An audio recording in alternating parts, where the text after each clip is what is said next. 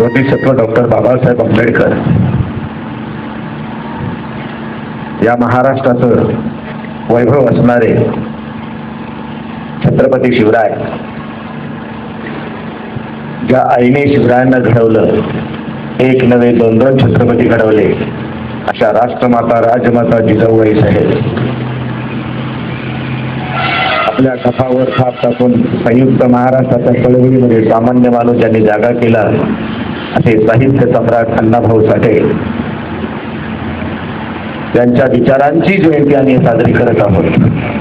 माणसाची नव्हे, माणसं कितीतरी जन्मतात आणि कितीतरी मरतात, त्यांच्या विचारांची जयंती आम्ही आज करत आहोत. असे राष्ट्रसंत गाडगे बाबा, संत तुकाराम, शिक्षणाची खरी देवता सावित्रीबाई फुले या सर्वांच्या विचारांना प्रथमतः विनम्र अभिवादन. आज या कार्यक्रमाच्या निमित्तानं संभाजी ब्रिगेड राहुरी तालुका यांचे सर्व पदाधिकारी, बोधिसत्व डॉक्टर बाबासाहेब आंबेडकर स्मारक समितीचे सर्व कार्यकारी अधिकारी आणि सम्राट कल्चरल अकादमीचे सर्व कार्यकारी अधिकारी, जमलेल्या भावांनो आणि बहिणींनो, प्रथमतः मी या शाळेचं आणि आजच्या अध्यक्षांचं या ठिकाणी कौतुक करतो की प्रबोधनाच्या कामासाठी आपण स्वतः या कामात सहभागी आहात आणि या जागेचा उपयोग समाजाच्यासाठी ज्या पद्धतीने आपण करत आहात, मी आपलं अत्यंत कौतुक करतो. मनापासून आपल्याला धन्यवाद देतो. मित्रांनो, आज मी डायस मुद्दाम काढून ठेवलेला आहे. हे जे पुढं असतं ना सगळं ते काढून ठेवलेलं, आज मोकळा आहे. कालही मोकळा राहिलो असतो, परंतु काही पुरावे मला द्यायचे होते म्हणून मी ते डायस घेतलो. आज डायस बाजूला ठेवले. कालच्यापेक्षा आवाज चालणार नाही. आज आवाजानं बराचसा दगा दिलाय, बराचसा सुधारायचा प्रयत्न केलाय, पण सुधारलं नाही. अशा रीतीनं आपण सर्वजण या कार्यक्रमासाठी उपस्थित आहात. कालच्यापेक्षा जास्त श्रोते मला इथे वाटतात. तुम्हा सगळ्यांचं मनपूर्वक आभार, धन्यवाद. मित्रांनो, काळ कसा आहे पहा. काळ असा आहे, त्यांच्याकडे सांगितलं जातं कालाय तस्मेय नमः, काळाला आपण वंदन करावं लागतं असं त्यांच्याकडे सांगितलं जातं. आम्ही म्हणतो व्यक्तीच्या विचाराला वंदन करायचं. आम्हाला काळ गेला खड्ड्यात, काळाचा आम्हाला काही गरज नाही. रात्री येणार आहे, अंधार होणार आहे, काही झालं तरी उद्याचा सूर्य उगवणार आहे. त्याच्यामुळे आम्हाला काळाची गरज नाही, आम्हाला विचाराची गरज आहे. डॉक्टर क्षीरसागरांनी जो पहिला निषेध नोंदवला, मी त्या निषेधाचं पुन्हा एक वार निषेध म्हणतो आणि मीही निषेध नोंदवतो. आणि जाता जाता त्यांनी जी एक खंत व्यक्त केली, त्या खंतेचं उत्तर मी लगेच देतो, म्हणजे तुम्हालाही पुढच्या ऐकण्यासाठी न्यूट्रल व्हाल. संत तुकोबांच्या बाबतीत जो काही आज 12वीच्या पेपरमध्ये उतारा आलेला आहे, त्या उतार्यावरती प्रश्न विचारलेले आहेत आणि त्यांनी जी खंत व्यक्त केली की आता याच्यासाठी आपल्याला काय करावं लागेल. तर फेब्रुवारीच्या जानेवारीच्या 7 आणि 8 तारखेला गेल्या महिन्यामध्ये लोकशासन आंदोलन माजी न्यायमूर्ती D Kolse Patil, P A Inamdar आणि माजी न्यायमूर्ती पी सावंत यांच्या तिघांच्या विचाराने महाराष्ट्रातले 100 विचारवंत वेगवेगळ्या संघटनांचे 100 विचारवंत 2 दिवस कार्यशाळेसाठी आणले होते. पुरुषोत्तम खेडेकरांपासनं, पापाळ्यांपासनं, सगळ्या प्रकार श्रीमंत कोकट्यांपासनं मी सुद्धा असे सगळे 100 लोक बोलवले होते. फक्त 100, बाकीच्यांची बचबच पुरी नव्हती. 100 लोक बोलवले होते आणि त्या 100 लोकांना 2 दिवसात तिथे पुढची चळवळ कशी असायला हवी अशा संदर्भात सगळी तिथं चर्चा झाली. आणि त्यासाठी लहान मुलांना अभ्यासक्रमामध्ये ज्या पद्धतीनं गोलमाल केलं जातं अशी बालभारती, मी काल सांगितल्याप्रमाणे देशपांडे कुलकर्ण्यांची बालभारती, या बालभारतीमध्ये 1ली ते 12वी पर्यंतच्या सगळ्या अभ्यासक्रमाचं तपशीलवार रचना त्यांच्याकडनं केली जाते.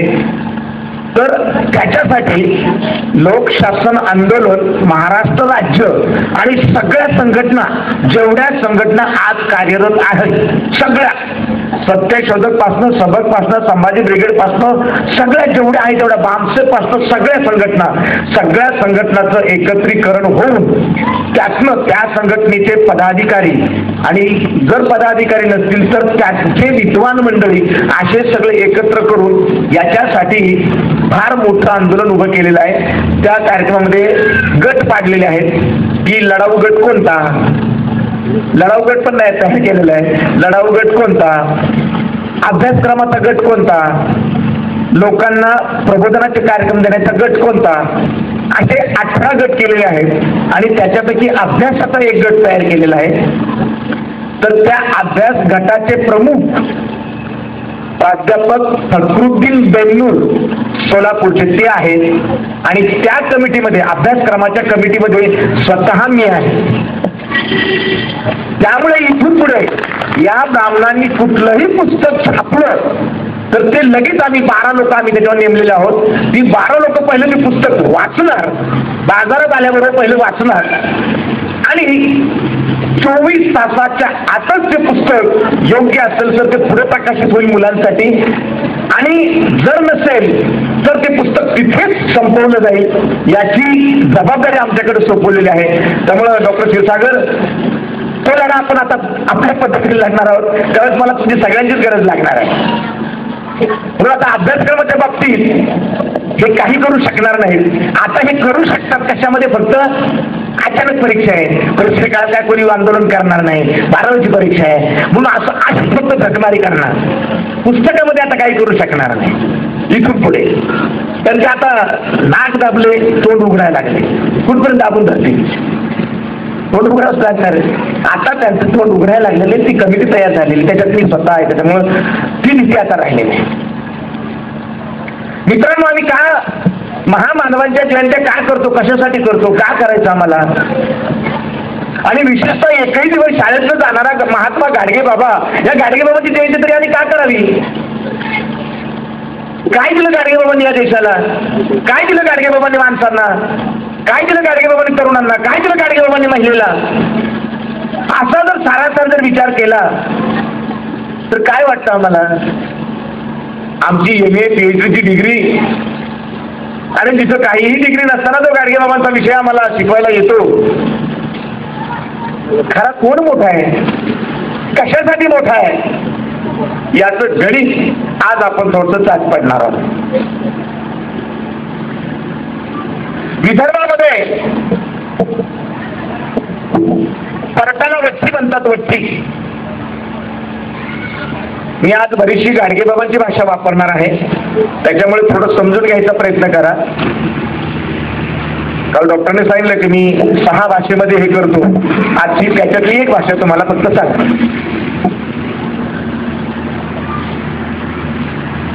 वट्टी म्हटलं, परीट म्हटलं की पोरग जन्माला आल्याच्या नंतर दारू, मटण, धिंगाणा याच्याशिवाय दुसरं काही नसतं.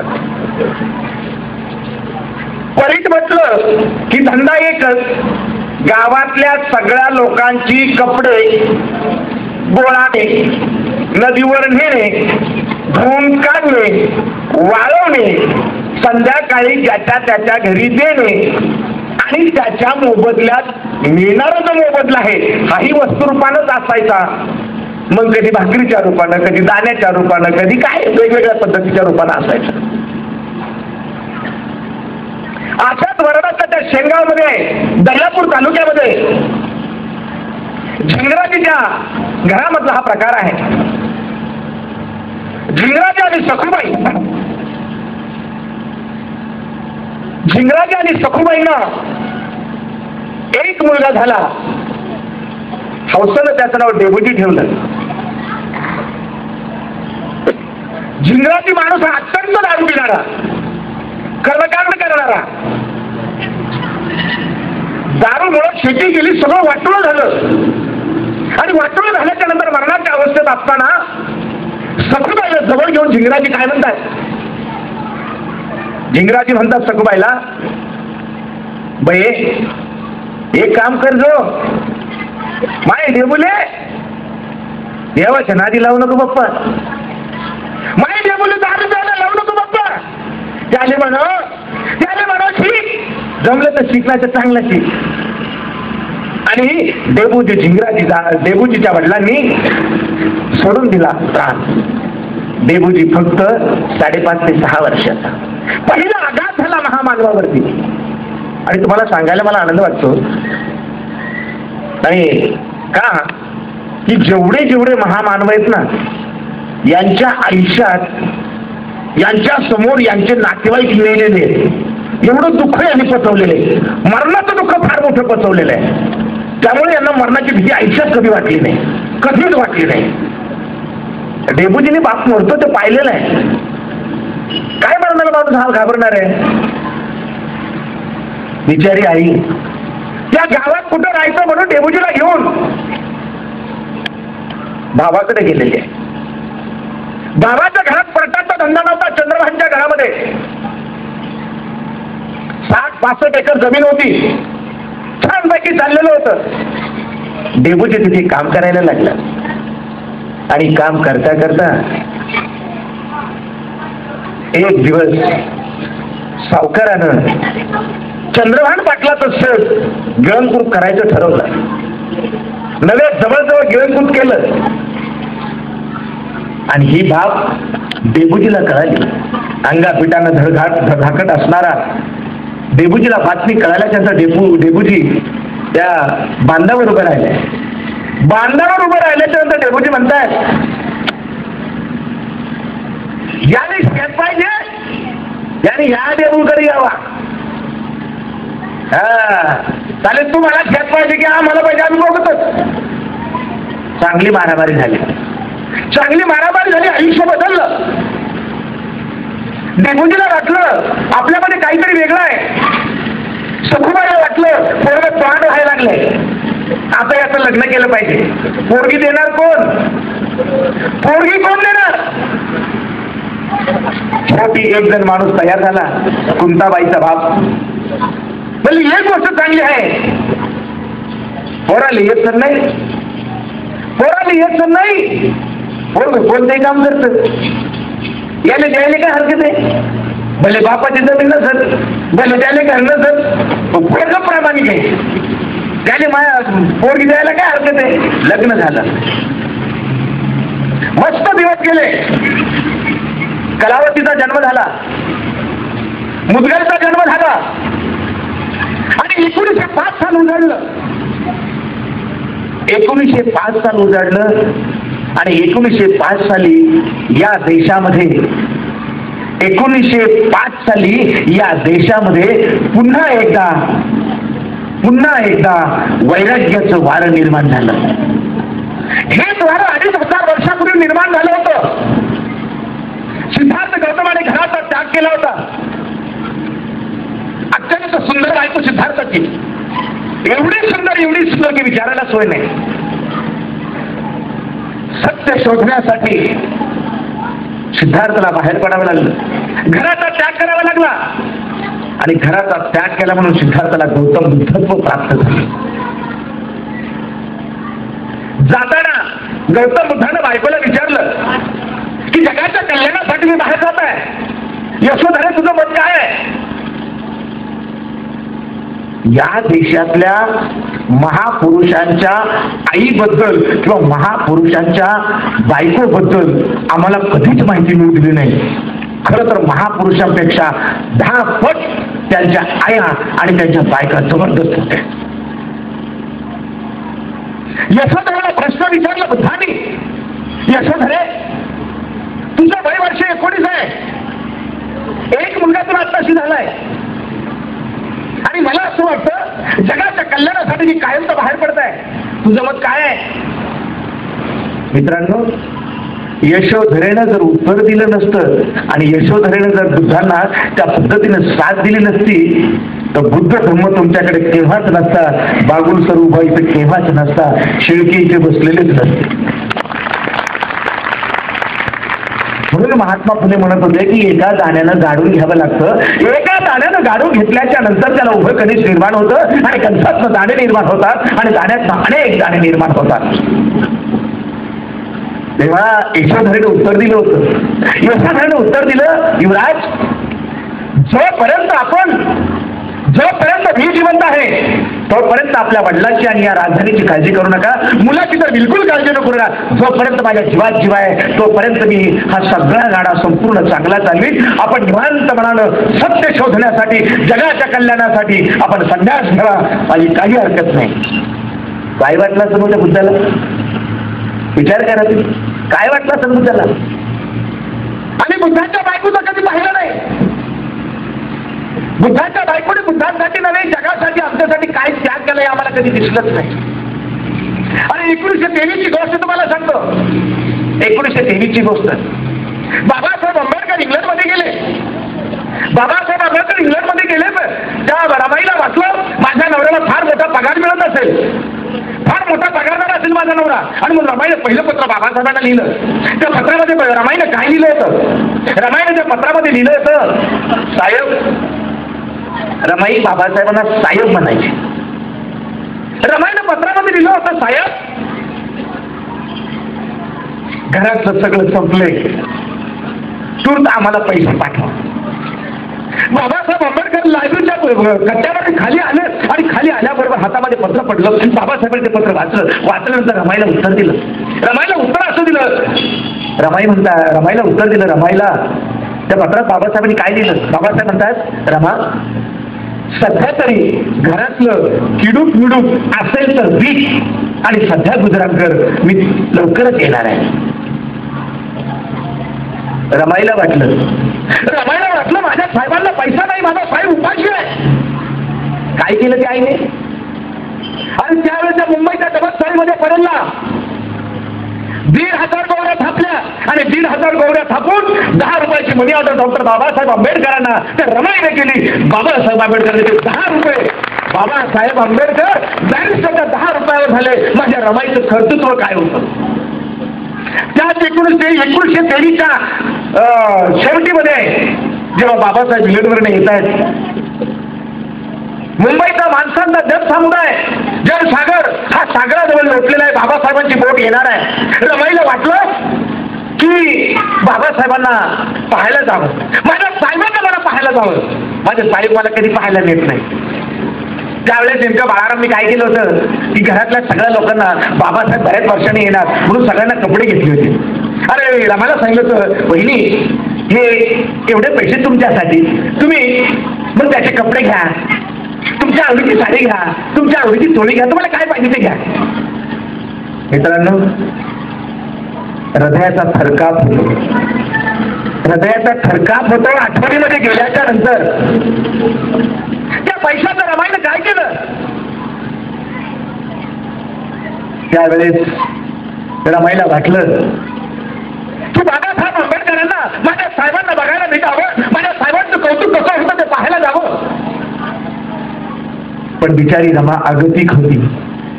कारण रमाईच्या अंगावर 4-5 ठिकाणी फाटलेली साडी होती, जाऊ शकत नव्हती. शेवटी रमाईने काय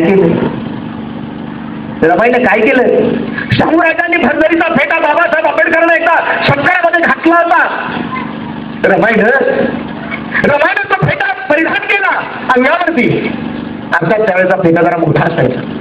तो फेटा घातला फेटा घातला आणि बाबासाहेबांना बघायला रमाई कुठे गेलेला आहे? त्या समुद्राच्या तीरावर गेलेला आहे. लांबून बाबासाहेबांना पाहिलं, डोळे तृप्त झाले. लांबून बाबासाहेबांचं दर्शन घेतलं. माई साहेब आलं. बाबासाहेबांची नजर पाहत होती की रमाईच्या अंगावरती साडी नाही. एका खट्टाचराच्या, एका प्रकाश पंडिताच्या, एका प्रज्ञा सूर्याच्या बायकोची अशी अवस्था असावी. अरे रमेश, बाबासाहेबांचा रमेश, बाबासाहेबांचा राजरत्न, औषधा शिवाय लिहिलेली पोरं आहेत. रमाईनं मांडीवर त्यांना ठेवून तसेच लिहिलेली पोरं आहेत. राजरत्न तर बाबासाहेबांच्या अत्यंत आवडीचा, पण तरीही बाबासाहेबांच्या मांडीवर जीव गेला औषध नसल्यामुळे. बाबासाहेबांची सागरावरची नजर शोधत होती रमाईला, आणि रमाई बाबासाहेबांना दिसली. बाबासाहेबांनी डोळ्यातनं पाणी काढलं. दोघं घरात आले. घरात आल्याच्या नंतर बाबासाहेब रमाईला बिलगले आणि म्हणाले, रमा, अगं लुगडं नाही म्हणून तू माझ्यासाठी फेटा नेसून आलीस? तेवढ्यात बाळाराम आला आणि बाळाराम म्हणतो, दादा दादा, मी रमाला पैसे दिले होते, रमाने का साठी घेतली नाही त्याची? तेवढ्यात रमाने डोळे पुसले आणि रमाई कपाटाजवळ गेली. रमाईने त्या पैशाचं काय घेतलं होतं? रमाईने त्या पैशाचं बाबासाहेबांसाठी 2 पुस्तक डोळे घेतले होत्या आणि साहेबाला पाटावर बसण्याची जेवायची सवय लागली म्हणून साहेबांसाठी पाठ घेतला होता रमाईने.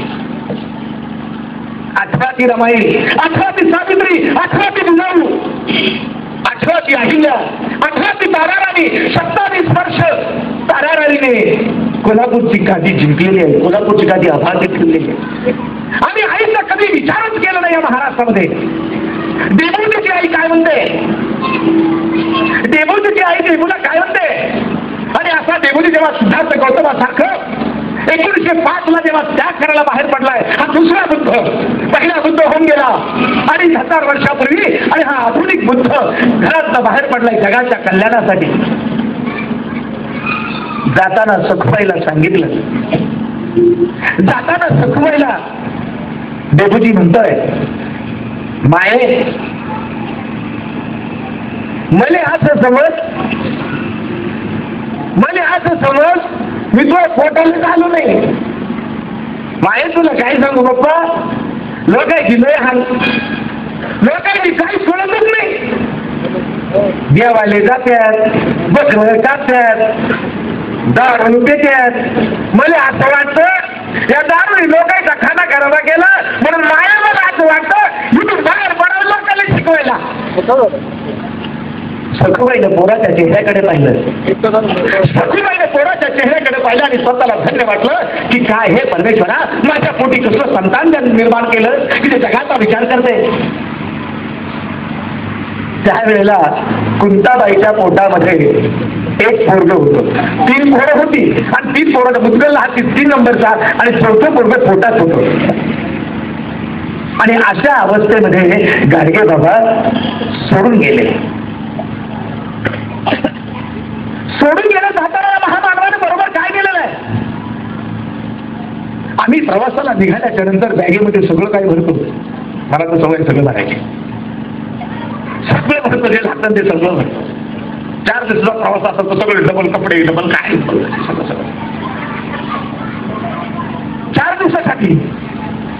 4 दिवसासाठी एखाद्या प्रवासाला जायचं ठरलं तर बाईच्या घरामध्ये बोलबोल असते बाईची. अहो तिथे भरलं कधी ते भरलं कधी ते भरलं कधी पोराचे कपडे याचे कपडे, मला तुझे वेगळी साडी पाहिजे, मास्क पाहिजे, काय काय सगळं. या महामानवानं घर सोडताना कायमचं काय करावं घरातलं?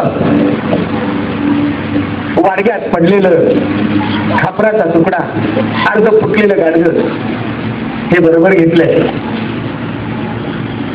एक काठी पडली होती, ती काठी घेतली, अंगावरचे चांगले कपडे बाजूला ठेवले आणि जुनी पैरण त्याला म्हणतात, ही पैरण अंगावर घातली. घर कशाचं होतं? आकाशाचं घर होतं.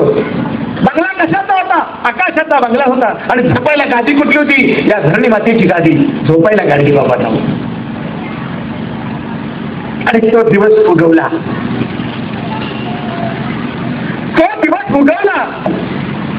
एका सद्ग्रस्ताची गाठ पडली,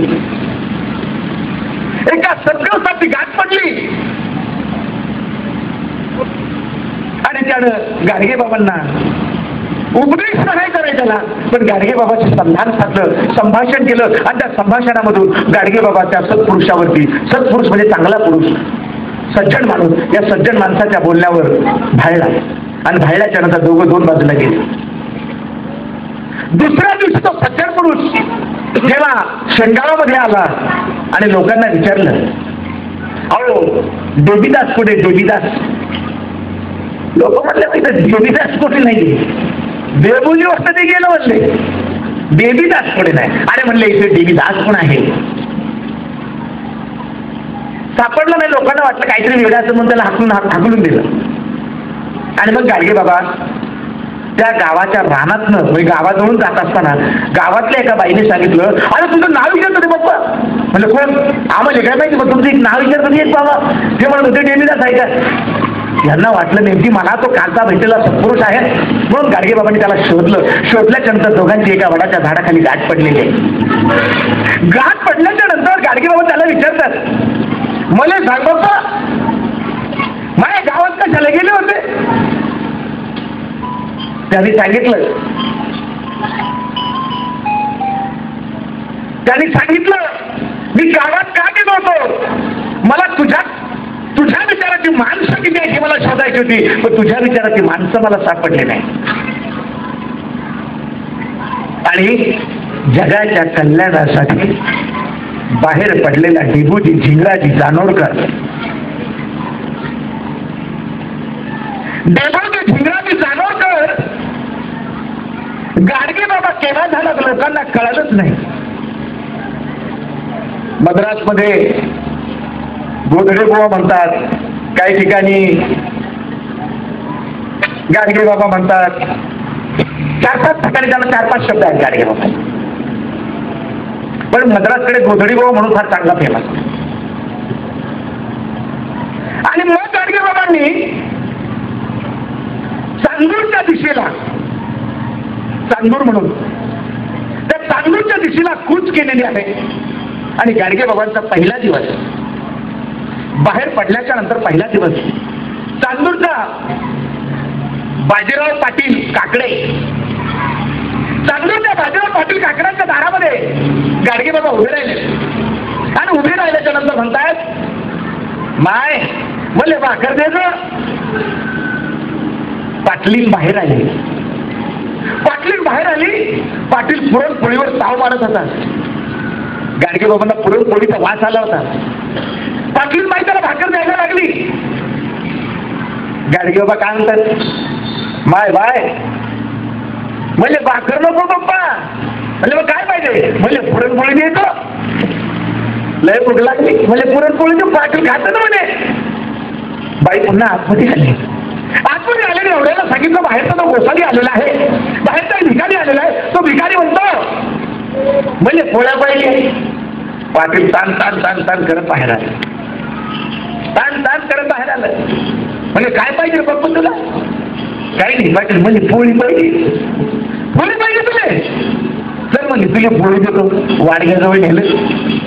रामलं का ठिकाणी असला धुडला काठीने प्रत्येक रस्ता टाकला. तुझे काय पाहिजे बाप्पा? परत गाडीवर सांगतो, म्हणजे पोळीच पाहिजे बाप्पा. आणि घे पोळी. तुझे काय पाहिजे बाप्पा? म्हणजे पोळीच पाहिजे. घे पोळी. भरपूर मारला. शेवटी ती पोळी मागायचं सोडणार म्हणून त्याने काट्याची फांदी घेतली आणि काट्याची वाळलेली फांदी होती अशी जोरात गाडगे बाबांच्या अंगावरती टाकली. पोळी मागायचं बंद झालं. पोळी मागायचं बंद झालं. गावाच्या गावकुसाला गाडगे बाबा गेले आणि एक एक काटा काढत बसले. जाणारे लोक विचारत होते, बाप्पू वट्ट्याचं दिसते, वट्ट्याचं पूर्ण दिसते चाले, गाडगे बाबा दिसते, काय करते हो तुम्ही? गाडगे बाबा म्हणायचं, माय बा मी काय करायचे, मी पोळ्या खातो ना, तुला दिसत नाही का मी पोळ्या खातो ना. दुःखाला सुद्धा सुखाची झालर देणारा महामानव, स्वतःच्या शरीराची धोधान करून माणसाला माणूस बनवणारा महामानव, काहीही न शिकलेला महामानव, परंतु शिक्षितांच्याही मनसुल्यावर पात्र ठोकणारा महामानव आम्हाला काय शिकवतो? मी पुरणपोळी खातो बाप्पा. काटे वेगता येतात, काट्यांचं काहीच रक्त येते आणि अशा रक्ताळलेल्या शरीरावरती जखमा झालेल्या आहेत, माश्या बसतायत आणि तरी गाडगेबाबा म्हणतायत बाय बाय मी पोळी खातो ना, तुला दिसत नाही? किती प्रचंड विश्वास होता हो सत्यावरती. आमचा सत्यावरचा विश्वास असल्यामुळे आम्हाला गाडगेबाबा समजेना, तुकोबा समजेना. बुद्ध केव्हा समजायचे?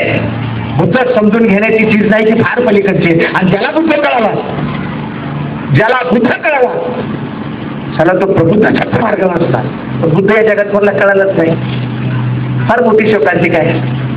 बुद्ध कळाला नाही, कुठल्याही चळवळीला बुद्ध कळाला नाही. स्पष्ट आरोप आहे माझा. ज्याला कळाला असेल त्यांनी यावर चर्चा करावी. बुद्ध कसा कळाला मला त्याने सांगा. बाकी बुद्ध कळायच्या अगोदर त्यानं मला अगोदर निकाय, मज्जिम निकाय, मिलिंदी प्रश्न, त्रिपिटक हे सगळं वाचून माझ्याकडे आलं. तसं बोलत येऊ नये. वगम चर्चा करा, पोपटपंथी चर्चा करू नका. आता वाचा आणि विचार करा, मग चर्चा करा. पोपटपंथी अमुक तुमची तुमचा मला तुम्ही काय म्हणता, मग घटना येत नाही काय? त्या चुंड्यापणाचा प्रश्न आहे. काय सांगतं मज्जिम निकाय, अगोदर निकाय, त्रिपिटक, मिलिंद प्रश्न काय सांगतं? वाचा आणि बस डोक्याला प्रश्न विचारा. पोपटपंथी त्यांनी सांगितलं म्हणून हा बोलायला लागलं, असं काही करू नका. अशा चळवळीचं म्हणजे काय, तुम्हाला नाही कळलं ना, मला नाही कळलं, हा ना द्यायचं. बावलटपण आहे, अत्यंत वेडापण आहे. कबीर म्हणतात, काल मी सांगितलं पण ऐशी बात बोले कोई न बोले झूठ और ऐशी जगह बैठे कोई न बोले. असा असेल तर प्रश्न, आणि प्रश्न विचारायची सुद्धा लायकी पाहिजे. आणि दिलेलं उत्तर मान्य केलं नसेल तरी पण त्या स्वीकारण्याची ताकद पाहिजे. तुझा मुद्दा आहे. नाहीतर प्रति पण बोलतो, हा पण बोलतो, प्रति पण बोलतो, हा पण बोलतोय. शेवटी काही नाही, बेसन भाकर भाकरीत बेसन, गुळात गोडी शिवून गोडी शिवायचा गुळ. काय निघालं सार? सार काहीच नाही. अहो सार काय तुम्ही काय सगळं चर्चा करायला आले होते काय? आणि चर्चा कशी असावी? चर्चा कशी असावी? चर्चा कशी असावी? गाडगेबाबा, इंग्रज अधिकारी होते गाडगेबाबांना की तुम्ही अजिबात कीर्तन करायचं नाही. गाडगेबाबा म्हणतात, राहिलं पप्पा, मला काय करायचं कीर्तनाचं, पण मला सांगा पप्पा, तुमचा नामचा देव एक आहे का? दोन? तुमचा नामचा एकच आहे. ऐकलं का रे? देव एकच आहे बरं. बरे मला सांगा साहेब, जेव्हा कधी माणसं दोन दोन वाचतात का? नाही वाटत. ऐकले का रे? जेव्हा माणसं दोन दोन नाही वाटत. त्यांना प्रश्न विचारायचा, त्याने लवकर लोकांना सांगत आलं की प्रवचन. अक्कल अशी असावी, अक्कल अशी असावी, त्या शब्दामध्ये कीर्तन असायला हवं, त्या शब्दामध्ये प्रवचन असायला हवं. आम्हाला अक्कलच नाही हो चर्चा करायची म्हटल्यावर. काय नाही, शेवटी मुद्दात मासोळ्या, काय नाही. प्रबुद्धपणा नाही हो. प्रबुद्धपणा संपल्यामुळं चर्चा करण्याचा विचारपीठ संपला. कोळसा किती उघडा काळात असतो.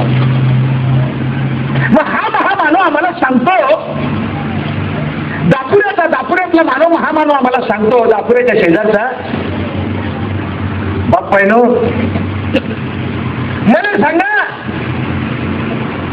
बाप्पायनो मला सांगा, खाली तुमच्यातली काही लोक दिल्लीच्या तख्तावर बसली ना, बसली की नाही? तुमच्यातली काही लोक दिल्लीच्या तख्तावर बसली आणि बाप्पानो तुमच्यातली काही लोक मुंबईच्या टेस्टमध्ये वाहतात. बाप्पा हे काऊन झालं? काऊन झालं? साधे गणित आहे ना बाप्पा. आधी दिल्लीला गेले, त्यावेळी शिक्षण मिळालं, त्यांनी शिक्षण घेतलं, चालेल तुम्हाला घेता आलंच नाही. म्हणून सांगते बाप्पायनो, इवायले पाहून जर कमी करा. इवायला म्हणजे व्याहायला. इवायले पाहून जर कमी करा, तर बायकोली कमी भावाचं लुगडे घ्या. या पडली तर पिताचं ताट मोडा, चाले हातावर भाकरी का. पण बाप्पायनो लेकरायला शिकवा रे, लेकरायला शिकवा. लेकरांना शिकवा म्हणणारा महामानव जगातल्या कुठल्या ग्रंथात गेलाय? रामायण, महाभारत, वेद, उपनिषद, ब्राह्मण्य, अरण्य, ऐत्रीय ब्राह्मण, तैत्रीय ब्राह्मण, सगळे खोर ब्राह्मण, कंसात हराम बाजूला खोर वेगळे. याच्यात कुठेही झाले नाही. मराठ्यांच्या कारखाना, महाराजच्या कारखाना, मागाच्या सगळ्या जातीच्या कारखाना, काही करा, पण बाप्पायनो शिकारी शिकार सांगितलं का आम्हाला? शेळके नाही सांगितलं. आणि 19व्या शतकातल्या उत्तरार्धामध्ये काही न शिकणारा माणूस, थौसप असणारा माणूस आम्हाला सांगतो, बाप्पायनो पोरायले शिकवा रे, पोरायले शिकवा. अरे त्याला शिक्षण नाही, त्याला घाण्याचा बैल बनाव. आणि आले जन्माले काय करावं बाप्पा? बायका पोरं पोचून माराव, नातेवाईकांना पोचून माराव, बायकोने दागिने घेऊन माराव, पोराची लाड करून माराव, त्या कुत्र्यासारखं माराव बाप्पा. अरे मारणारे सुद्धा अर्थ आला पाहिजे ना. तुम्हाला असं नाही वाटत बाप्पा? तुमच्या मरणावर काही डोळ्यातलं पाणी गळालं पाहिजे. बाप्पा डोळ्यातलं पाणी गाडीवर सांगता ना, बाप्पा डोळ्यातलं पाणी बाजारात नाही मिळणार. चालेल 2 लाख रुपये घेऊन जा म्हणताय का ते, आणि सांगायचं बाईले, भाजीवाल्या बाईले, बाय माय बाय मला पावशेर फक्त डोळ्यातलं पाणी द्यायचं. ते म्हणून लाट घालू का कमरत? डोळ्यातलं पाणी घ्यायला मित्रांनो भावना लागते, भावना. आणि भावनेला वेदना लागते, आणि वेदनेमधून जो हुंकार निर्माण होतो, भावना लागते, भावनेतनं वेदना निर्माण होते, आणि वेदनेचा जो हुंकार निर्माण होतो, हुंकार एकदा निर्माण झाला की टचकन डोळ्याला पाणी येतं. तिघांच्या भावना एकत्र होतात. आमच्या भावनाच मेल्यात माणसाबद्दलच्या, आमच्या माणसाबद्दलच्या भावना मेल्यात, आमच्या पशुपरी मानवाच्या भावना निर्माण झालेल्या. म्हणून गाडगे बाबा सांगत होते बाप्पानं, आणि शिक्षा लय भारी. तुम्हाला काय सांगू बाप्पा? ते पहा, असं आपल्याला सांगायचे. ते पहा, ते बाबासाहेब आंबेडकर. अरे रामजी बाबांनी काय मी शिकवलं? पहिले सांगा, रामजी बाबा दाखल नव्हती काय बाप्पा? रामजी बाबांनी काय मी शिकवलं? अरे बाबासाहेब म्हणून परदेशात गेले, आणि तिकडे बॅरिस्टर आले. बाप्पा दादासाहेबांना देशावर लय उपकार केलं. हे जाहीर भाषणात सांगायचं बरं का, जाहीर प्रवचनात सांगायचे. ते माझ्या मनात नाही, आणि हे जे सांगते मला तर काहीच नाही. गाडगे बाबांच्या भाषेत जेवढं सांगतो एवढं गाडगे बाबांचं आहे. बाप्पा तुम्हाला काय सांगायचं? बाबासाहेबांनी या देशावर लय मोठे उपकार केले. अरे उपकार कोणते म्हणाल? अरे या देशाची घटना लिहिली ना. आणि बाप्पा घटना लिहून म्हणजे काय बरं पाहिजे नाही बाप्पा. एवढं मोठं काम बाबासाहेबांनी केलं, आणि त्याचे कारण काय? त्याचे कारण बाबासाहेब शिकले ना. मग सांगतो बाप्पा ना, तुम्ही हलक्या जातीचे स्वतःले का म्हणता रे?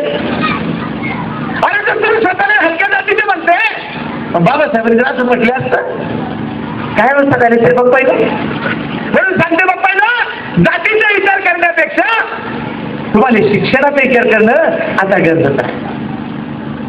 म्हणून बाप्पानो, पोरायने शिकवा रे, पोरायने शिकवा. जाता जाता टोमना मारायचे गाडगे पण, सरळ सांगायचे.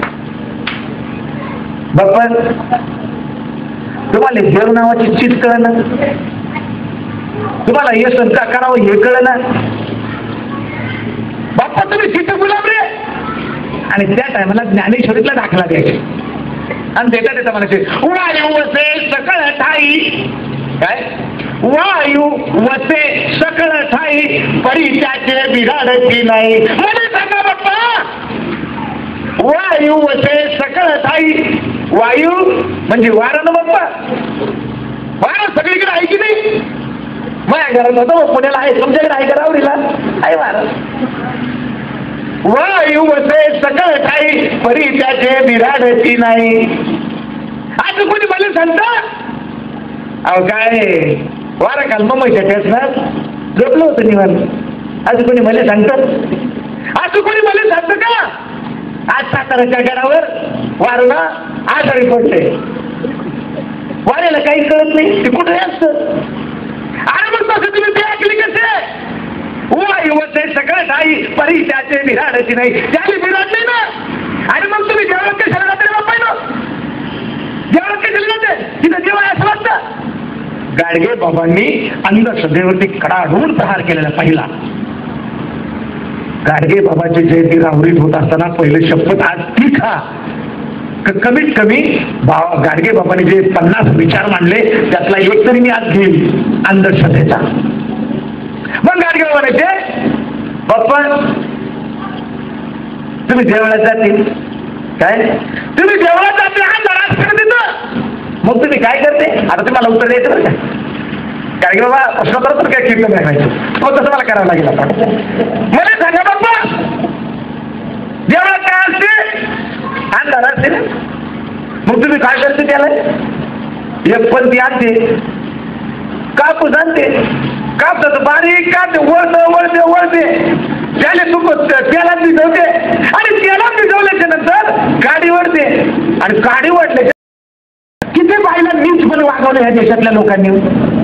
या शनी शिंगणापूरला अजूनही त्याने त्या देवाला लाज वाटतं ना सगळ्याला की ज्या पोटी आईचं ज्या सगळ्या देवांचा आईच्या पोटी जन्म होतो, ज्या आईला 9 महिने 9 दिवस खस्ता खावे लागतात, ज्या आईला लेकराला जन्म देताना तिचा दुसरा जन्म होतो, जलत किचकरती त्यांच्या वेदना आपल्याला कधीच कळणार नाही, कधीच कळणार नाही.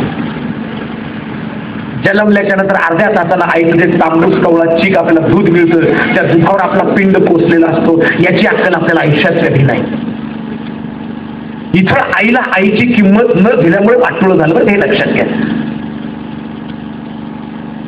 आणि मग त्या बाईला कशाला हात लावून दिला जात नाही, आणि मग त्यांना हात लावा, वठाण महा तिकडे मग त्याने हात लावायचा आणि मग पहिला एक एवढं साधारण 5-7 PML त्याचं पात्र असतं, पळी. मग ती पळी कोणला देणार पहिली? मालकाला. तो हात करा, मग तो हात करणार आणि मग मालक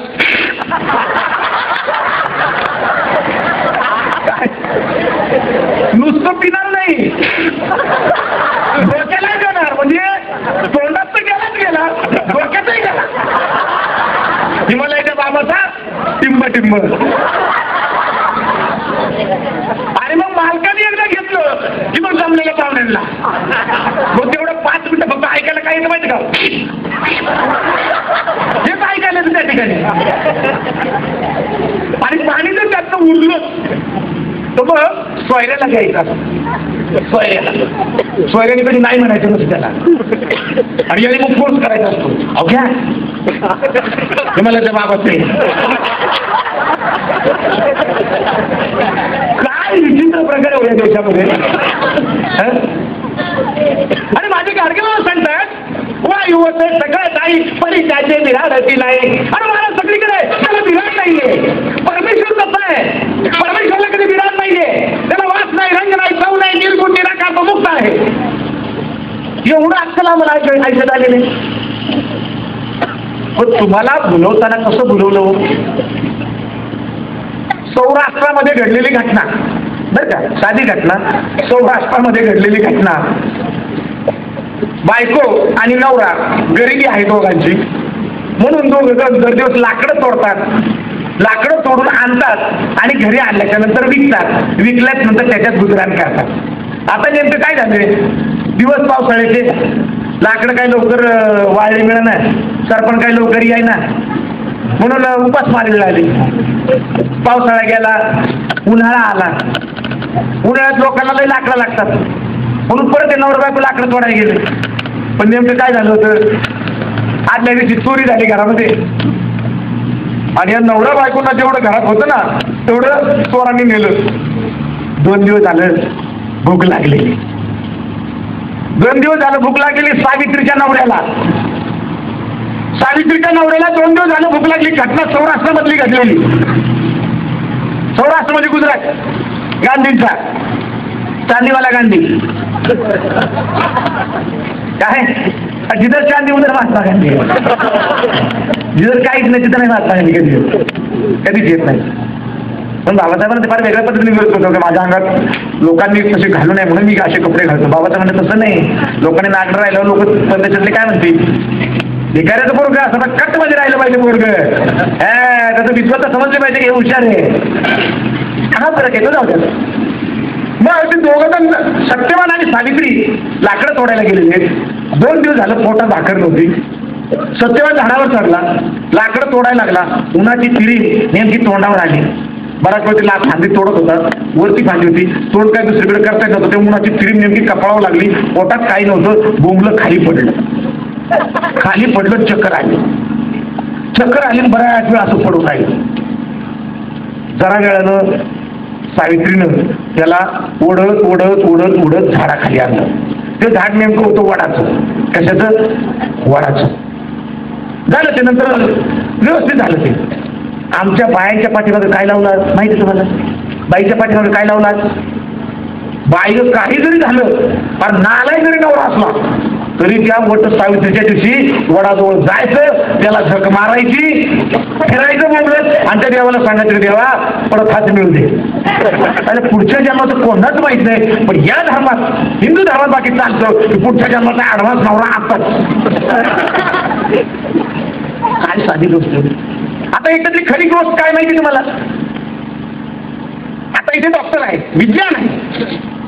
माणसाच्या पोटात काही नसेल, तहान जर जोरात लागलेली असेल, गरोदर बाई सुद्धा रस्त्यावर जर हिमोग्लोबिन कमी असेल आणि हे झालं तर एखादं चक्कर येते, बाई पडते, कोणी पडतं, तसं माणूसही पडतो. बाई आणि पुरुषामध्ये काय एवढा फरक नाही, शरीरातनं सारखीच आहे, अवयवाचा फरक असेल पण शरीरातनं सारखीच आहे. त्यांचं तर ते यांनाही होतं. ते पडलं खाली, पडल्याच्या नंतर चक्कर आली, त्याला चक्कर आलं, खाली पडल्यावर हिला वाटलं मी येलं, तरी थोडं डोळे उघड त्यांनी, अरे म्हणजे जिवंत आहे. हिने कुठे नाही, त्याला ओढत झाडा खाल्लेलं. झाड कुठलं होतं जवळ? वडाचं. आता तुम्हाला सांगतो, वडाचं एक झाड, उद्या कुठल्याही डॉक्टरला जाऊन विचारा, वडाचं एक झाड दिवसाला कमीत कमी 10 सिलेंडर भरतील एवढं ऑक्सिजन सोडतो. सगळ्यात वडाचं झाड सगळ्यात चांगलं, त्याच्यातनं ऑक्सिजन एवढा बाहेर पडतो 10 सिलेंडर भरतील एवढं ऑक्सिजन सोडतो. मग तसं याला वडाच्या झाडाखाली नेलं, भरपूर ऑक्सिजन मिळालं, याला लागलं चांगलं व्हायला. अंका सकाळी रचली, सावित्री बोंबलत गेली यमाकडं.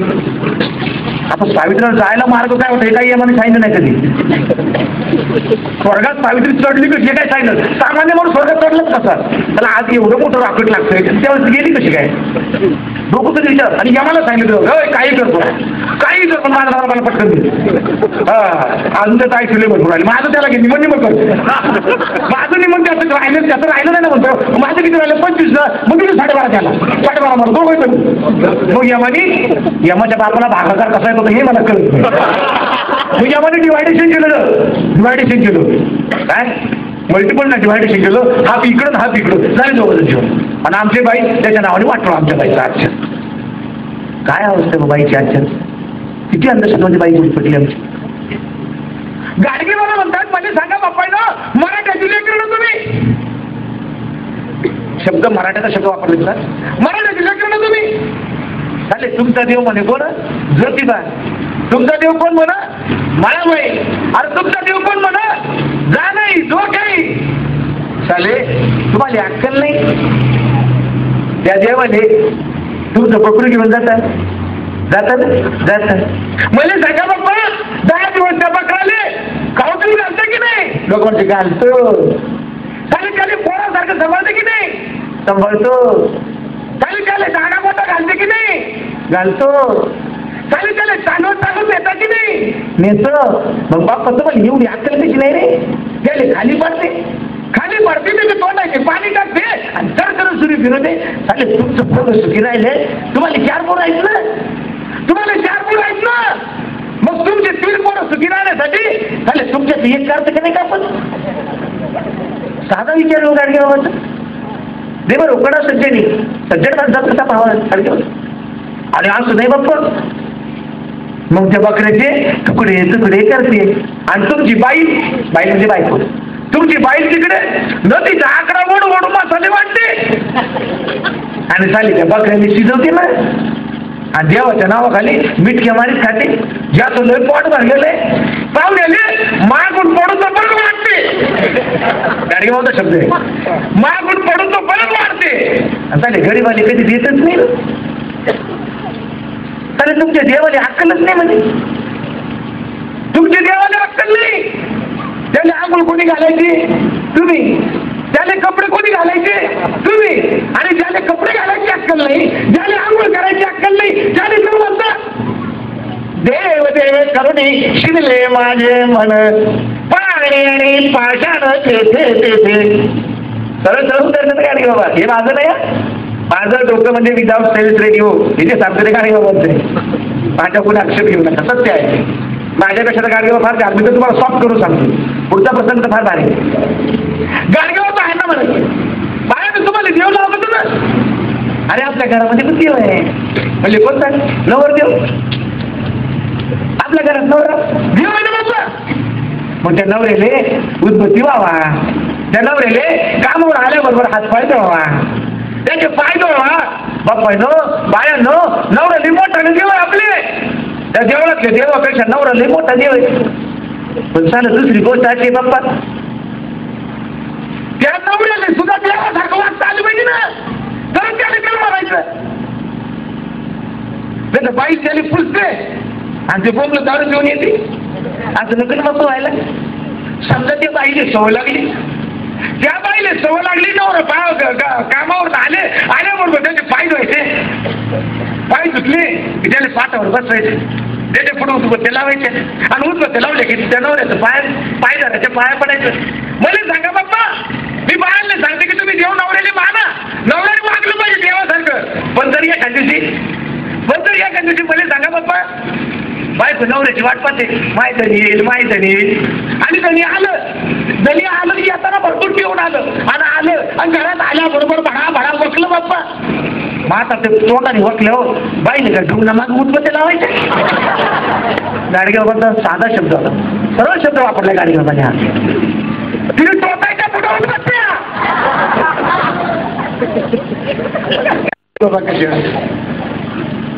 म्हणून सांगते बाप्पा ना, देव कोणाला मानावे. जत्रे में फतरा बिठाया तिरस बनाया पानी, कबीर टोला दे. जत्रे में फतरा बिठाया तिरस बनाया पानी, दुनिया भाई बेईमानी पैसे की धुलधानी. ही दुनिया बेईमान आहे.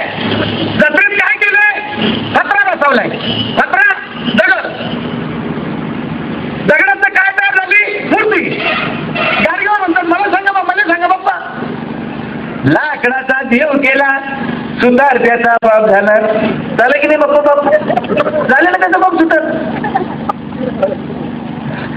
सोन्याचा देव केला, सोनार त्याचा बाप झाला.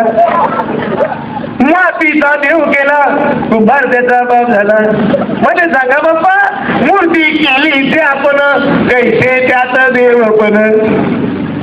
अरे ज्या बापाने देवाला घडवलं, ज्या सुताराने देवाला घडवलं, ते देव कुठे? देवळात. आणि सुतार इकडं भाकरी मागते. अरे देव कुठे? तुम्ही जगन्नाथाले जाता, रामेश्वराले जाता, त्या बालाजीले जाता. बाप्पाने तुम्हाला देवाने कधी विचारलं का? संसारे भाऊ कधी आलासा, जेवलात का नाही, किती लोक आलासा, राहायची व्यवस्था झाली की नाही, याचं बरं आहे का? देवाने विचारलं का नाही विचारलं. मग गाडी होतं चालेल, तुम्ही त्याला भेटायला गेले आणि त्याला भेटायला जाऊन गेलो, तुमच्याशी बोलत नाही. चालेल, तुम्ही अकलीवान की ती अकलीवान? अरे तुम्हीच बी अकली, ती अकलीवान आहे का? तिथं बाबन आहे. त्याला कळतं यांना कसं बोलवायचं. तुम्हाला अक्कल नाही तिथं काय द्यायचं. ते बालाजीला जाऊन झालं तुम्ही केसही काढून देता. काय देतात देवाला ते केस? अरे देवाले काय द्यायचं? गाडगे होतं, देवाले काय द्यायचं? देवाले भाव द्यायचं रे. भाव म्हणजे भाऊ नाही द्यायचा, भाव. देवाले भाव द्यायचा, भाव.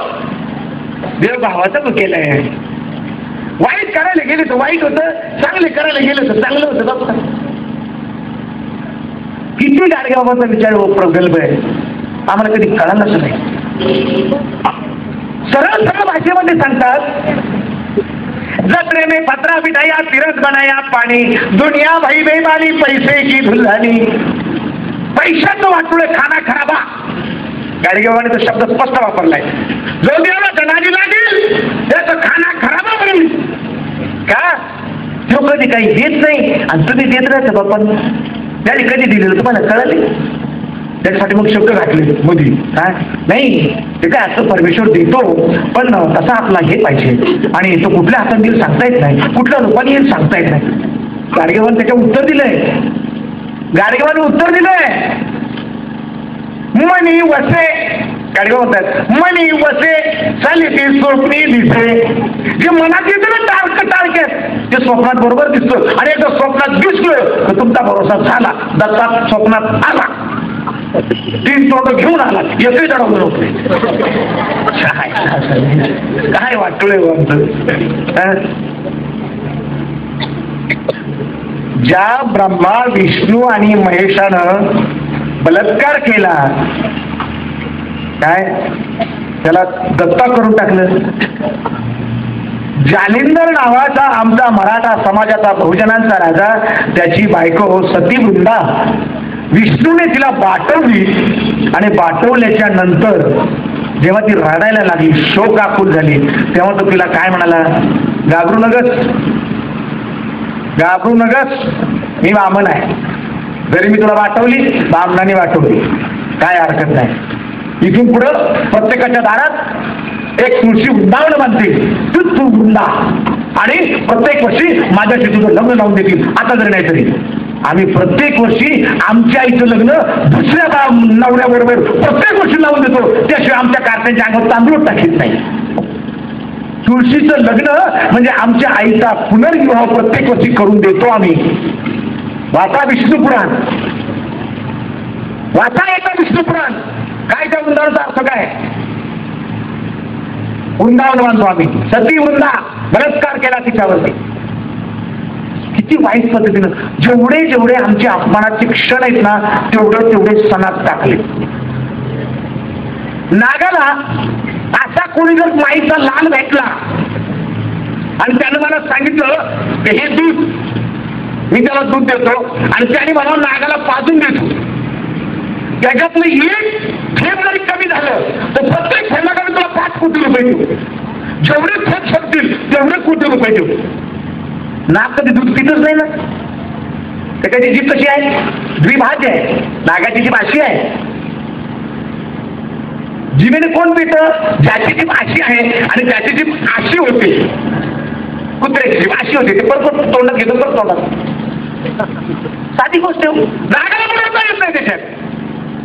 या बस शिवाय जीभ पुढे टोकदार आहे. नागाची अशी आहे, पुढे अशी टोकदार आहे. अशी टोकदार असल्या कारण कसं दूध पिते?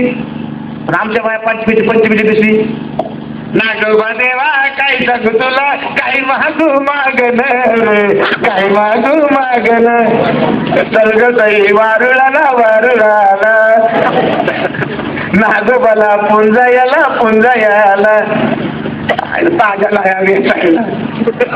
काय वेसायचे विचार बाईने विसरली आणि आमच्या आईला अंधश्रद्धेमध्ये कर्मकांडामध्ये कोंबत राहिली.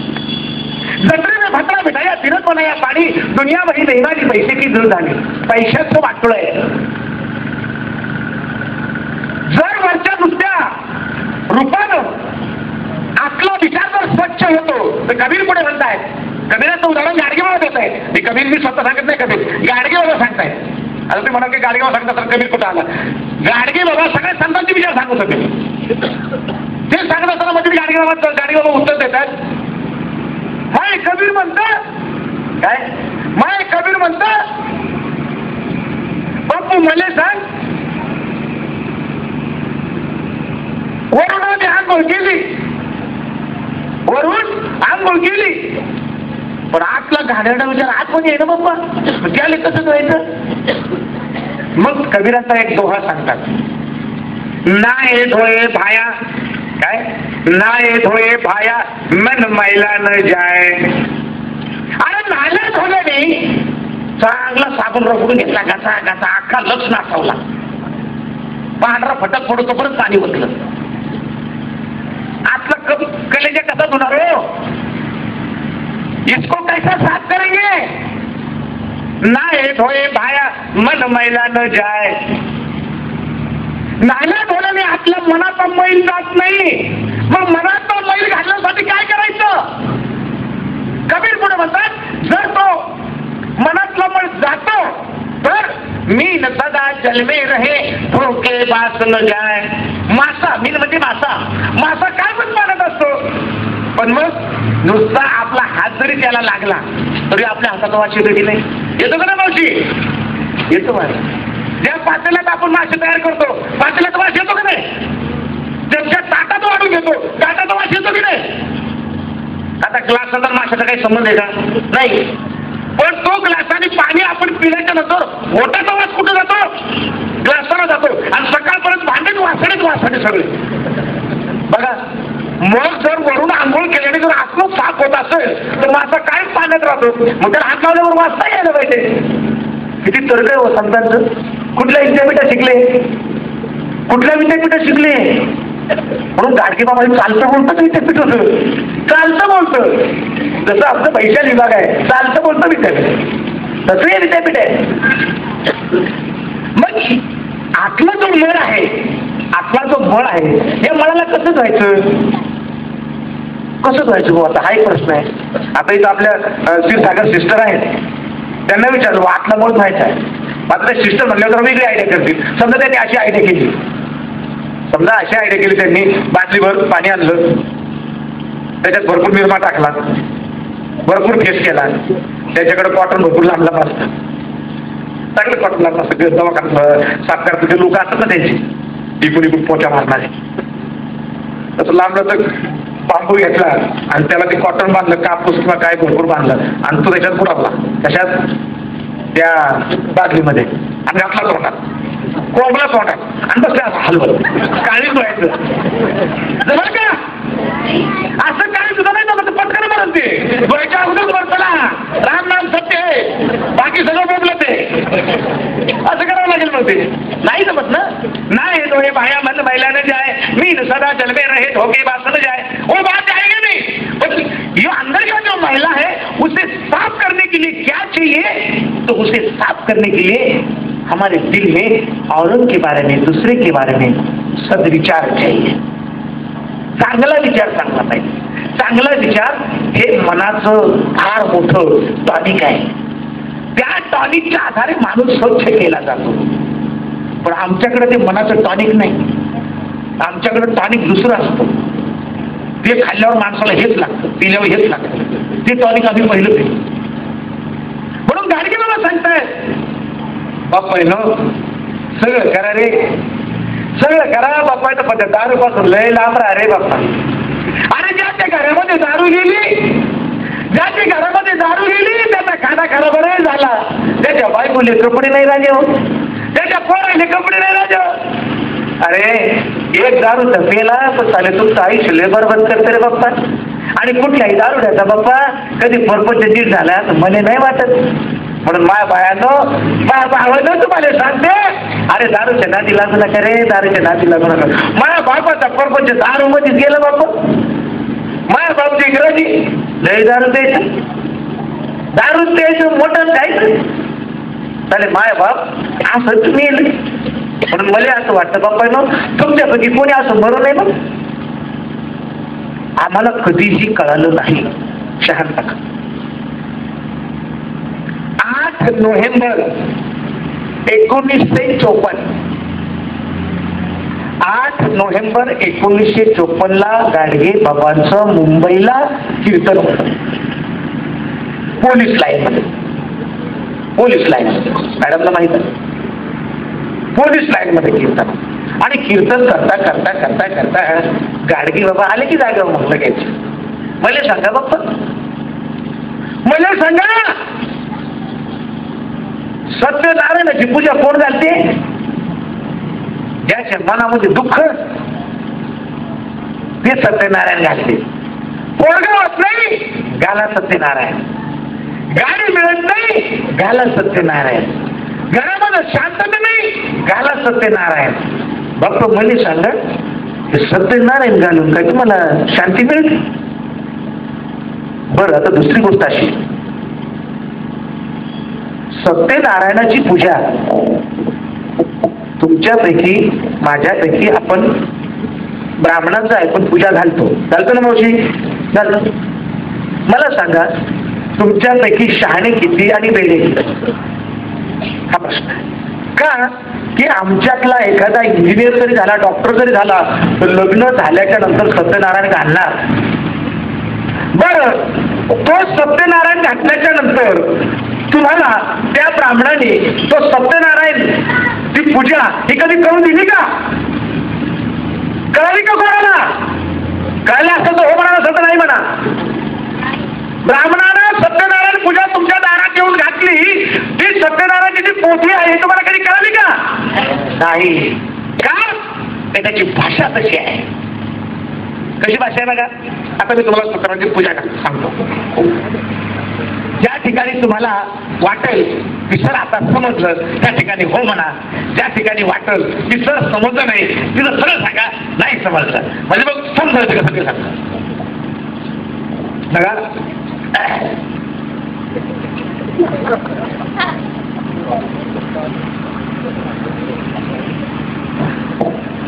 केशवाई मामा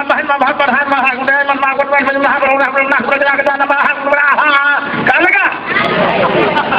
ही ज्ञानबाची मेघ आहे की तुम्ही शाळेत होऊ नये. जर तुम्ही शाळेत आला तर तुम्ही पूजा घालताल ना. बघा आता पुढचं काय कथा सुरू होती बरं का. आता कथा काय कळलं का? 8 नगर होते. 8 नगर होते. तुम्ही एवढंच घ्यायचं का 8 नगर होते आणि यांच्या कथेतलं नगर 8 असतं. कारण ते कल्पनेतलं असतं, डायरेक्ट राहुरी नसतं.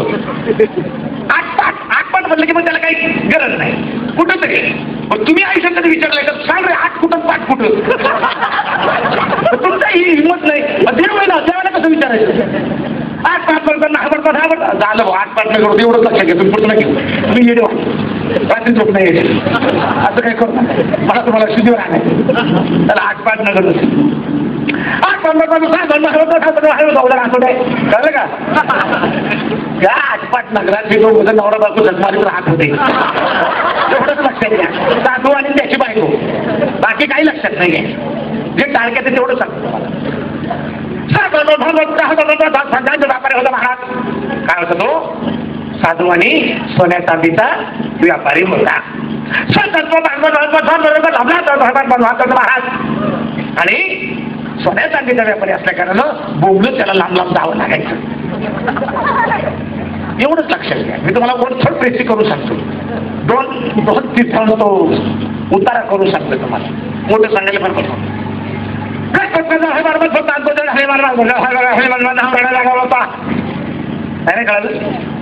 एक दिवस तिथं सत्यनारायणाची पूजा झाली आणि नवरा जाग्यावर नव्हता. हिचा खाल्ला नाही महाराज आणि तिने प्रसाद खाल्ला नाही. म्हणजे नवरा जाग्यावर नाही म्हणून साधूवाण्याच्या बायकोनं काय खाल्लं नाही? प्रसाद खाल्ला नाही.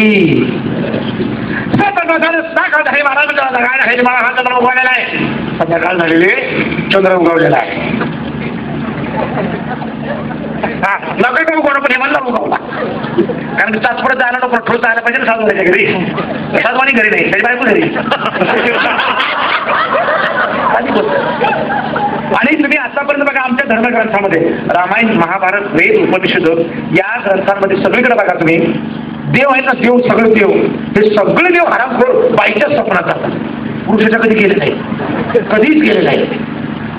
कुंतीवरती बलात्कार केला पण काय सांगितलं? सूर्य स्वप्नात महाराज सूर्याच्या कोपंडीला गरजोपणा. म्हणजे बाईची जात कांद्याची पात मारलेला असं पडली सांगा त्याला किंमतच नाही या देशात. देवांच्या भाषेत किंमतच नाही. सगळं रांडी बाळा मला कुठल्या देवाचं सांगा, त्यांनी कुठल्या बाईला भोगलं ते सांगतो. आणि कुठल्या ग्रंथात किती पानावरती सांगायला भोगलायला काही फरक नाही पडत. आणि यांना देव म्हणायचं. समजा उद्या मी राहुरीत आलो आणि एखादं मोटर सायकलवर आलो. समजा मोटरसायकलवर आलो आणि राहुरीच्या स्टँडवर हिंडत असताना एक सुंदर पोरगी मला दिसली काय, आणि आमचं गॅस गेलेलं पण तिच्यावर गेलं. मी तिला पटकन उचलले, माझ्या गाडीवर टाकलं, लागलं पळायला. लोक काय करतील? नाही, पार MIDCच्या दिवस घाटापर्यंत हानी झाली झाली. पुण्याच्या गाडीत बसलं तिथे हाणतील आणि कंडक्टर सांगतील हे पार्सल तिथं शिवाजीनगर स्टेशनला टाकून द्या. करतील की नाही? मग आमचा जो खंडोबा आहे, खंडोबाला बायको होती की नाही? बायको होते, पण रानात बोंबलं हिंडत होतं. हिंडता एकदा त्याला कोण दिसली? धनगराची पोरगी. जरी रानटी होती, काळी सावळी होती, पण नीटच होती, चांगली होती, स्मार्ट होती. त्याने काय केलं? झक मारायला त्याला उचललं, घोड्यावर टाकलं, कुठं नेलं? गेलं बोंबलं घेऊन. मग मी लोकांना जर सांगितलं राहुल अहो मला मार नका, मी खंडोबा सारखं केलं. लोक म्हणजे गेला खंडोबा काय झालं? मला नाही सांगू खंडोबाचं. आता इथं का खंडोबाला तुम्ही शिवाय देणार? पोटी. मग मी सांगतो तुम्हाला असं काय करू रे, अरे मी खंडोबासारखे करतो रे, प्रत्येक गावात जाऊन असं करायचं, खंडोबासारखे करतो रे, खंडोबा हीच पोरगी समज घेत सर. पण देवाने जे केलं ते जर मी केलं तर तुम्ही काय म्हणाल, वाईट आहे. पण देवाने केलं रंगीबाज मला चांगला आहे का मग, नामार्थ बनवतो पण नाही. साधी गोष्ट. आणि मग आणि मग साधवानाच्या बायकोच्या स्वप्नात नारायण आलेला आहे. नार्या कोणाच्या स्वप्नात आला, नवरा नसताना नाही स्वप्नात आला. याला दुसरी घरच नव्हती, स्वप्नात आलं. आणि स्वप्नात आलं काय सांगतो माहिती आहे, शब्द आहे काय आहे, जो मी असंतुष्ट आहे. ती विचारते महाराज तुमच्या आत्ता असंतुष्ट पडायचं कार्य काय पाहिजे, पटकन जाऊ नका.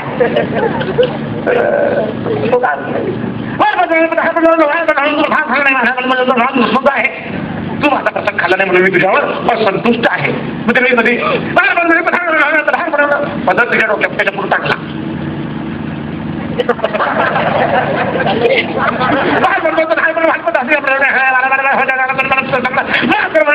काय कोणता उपाय सांगा, बाहेर जरा माफ करा. पदर पसरते, पदर पसर बाईच्या डोक्यावरचा पदर काढणं म्हणजे बाईच्या अस्मितेला धक्का पोचवणं. बाईच्या डोक्यावरचा पदर आपण परपुरुषानं काढणं म्हणजे तिच्या अस्मितेला धक्का पोचवणं. एवढं वाईट आहे. बाईच्या पदरावर आपण म्हणतो ना, पदराला हात घातला त्यांनी म्हणजे त्याचा बाईच्या इज्जतीला हात घातला. आणि इथं बाई देवापुढं अख्खं पदर काढून बसते. शाळेतला किती वाईट आहे बाईची अवस्था आहे त्याच्यामध्ये. आणि तो काय म्हणतो माहिती का, मग ती म्हणते उपाय सांगा महाराज. ती म्हणते महाराज आता याच्यावर मला काय सांगा, उपाय सांगा. मग उपाय सांगतो काय मला, आता इथं ब्राह्मण पूजा घालताना ते सुद्धा स्पष्ट सांगतो बरं का, इथं पुढं स्पष्ट सांगतो. मग काय सांगतात, 5 ब्राह्मणाला बसून घ्यायचं महाराज. इथं चांगलं सांगतो, आपल्याला काही कळत नव्हतं. आता कसं सांगतो, 5 ब्राह्मणाला बसून घ्यायचं महाराज, षोडश सप्तमीची पूजा करायची महाराज, त्यांना ताप द्यायचं महाराज, त्यांना वस्त्रदान द्यायचं, घरदान द्यायचं. एवढं स्पष्ट बोलतो का एवढं गाच्यातलं एवढं चांगलं बोलतो. आणि मग तिने दुसऱ्या दिवशी सत्यनारायणची पूजा घातलेली. कोणी, साधवानाच्या बायकोने सत्यनारायणची पूजा घातली. आणि मग पौरांना जेवायला घातलं, 5 ब्राह्मणांना जेवायला घातलं. मस्त की त्यांचं सगळं झालं. आणि मग पूजा झाल्याबरोबर ब्राह्मणांना छोटा दान दिलेलं आहे. ब्राह्मणांना सोडचापणारे दान दिलेले, ब्राह्मणांना सोडचापणारे आनंदवरती आलेले महाराज. म्हणजे इकडे ब्राह्मणाला दान केलं, सत्यनारायण घातला, साधवनाची नौका पाण्यातनं वरती आली. म्हणजे साधुवाण्याच्या बायकोने अगोदर प्रसाद खाल्ला नव्हता म्हणून साधुवाण्याची नौका तिकडे पाण्यात बुडालेली होती. आता ही कुठली हॉटलाईन हेच कधी कळालं नाही की बायको इकडं नवरा समुद्रात. बायकोने प्रसाद खाल्ला नाही, नाव समुद्रात बुडाली. कुठली लाईन होती बाई, कुठल्या प्रकारचं काय काय केलं, याच्यात काय गोलमाल केलं काही कळलंच नाही, काही कळत नाही. आणि तिने पूजा घातली, षोडशोपचारी पूजा केली. आणि पूजा केल्याबरोबर लगेच नौका वरती आली. गाडग्यावर त्या ठिकाणी म्हणाले, लगेच गाडग्यावर उतरले. बाप्पा तुमचं लय बरं बाप्पा. म्हणले काय, नाही मला सांगा बाप्पा तुम्हाला ही पूजा घालायची किती रुपये मिळते. म्हणले 200 रुपये. 1954 साली 200 रुपये. किती, 1954 साली 200 रुपये. त्यावेळेला पगार होता साधारण 12 ते 15 रुपये. आणि अगदीच उरून टोला मारला तर 50 रुपये. रिटायरमेंटला 400-500 रुपये दिसायचे. आणि 200 रुपये कशाचे, पूजेचे. आणि ती कोणी पूजा घालायची, ब्राह्मणांनी. काही ह्या सर्वांनी एजंटचं कार्ड दिलंय, आमच्या तर्फे करायचं. लोकांना आमच्या कार्ड, तू एजंट. बाकीचे लोक मिळले, बाकीचे लोक नालायक, आम्ही नालायक, ब्राह्मणच होतो पुण्यवान. का आम्हाला का पूजा घाला काय जमत नाही काय, वाचायला काय जमत नाही. यायचं सत्राची पूजा बसा वाचत जमतं का नाही बघा. अरे ब्राह्मण शाहीचं बंद करा एकदा. मला तुम्ही पूजा घाला, मी होतो. मराठ्याच्या लोकांनी पूजा घाला, पण ब्राह्मणाला पहिलं बंद करा. हळूहळू तुमची पूजा आम्ही काढून टाकू. बरोबर तुझ्या काढण्यात देता काढून टाकू हळूहळू. नाही आमच्या डोक्यात तुझा. मग गाडगाव त्याला म्हणते काय, मी तुले 2000 रुपये दिले. ब्राह्मणाला माहिती मला पैशासाठी ते काही करेल. काल मी सांगितलं टिंबामध्ये जरी पैसे टाकले आणि त्याला सांगितलं जिबेने उचलला पैशाच्या बाबतीत एवढं ते हलकट असतं, लय हलकट. बरोबर. एक 5-6 दिवसापूर्वी जमा मिराजदार माहिती असतं सगळ्यांना.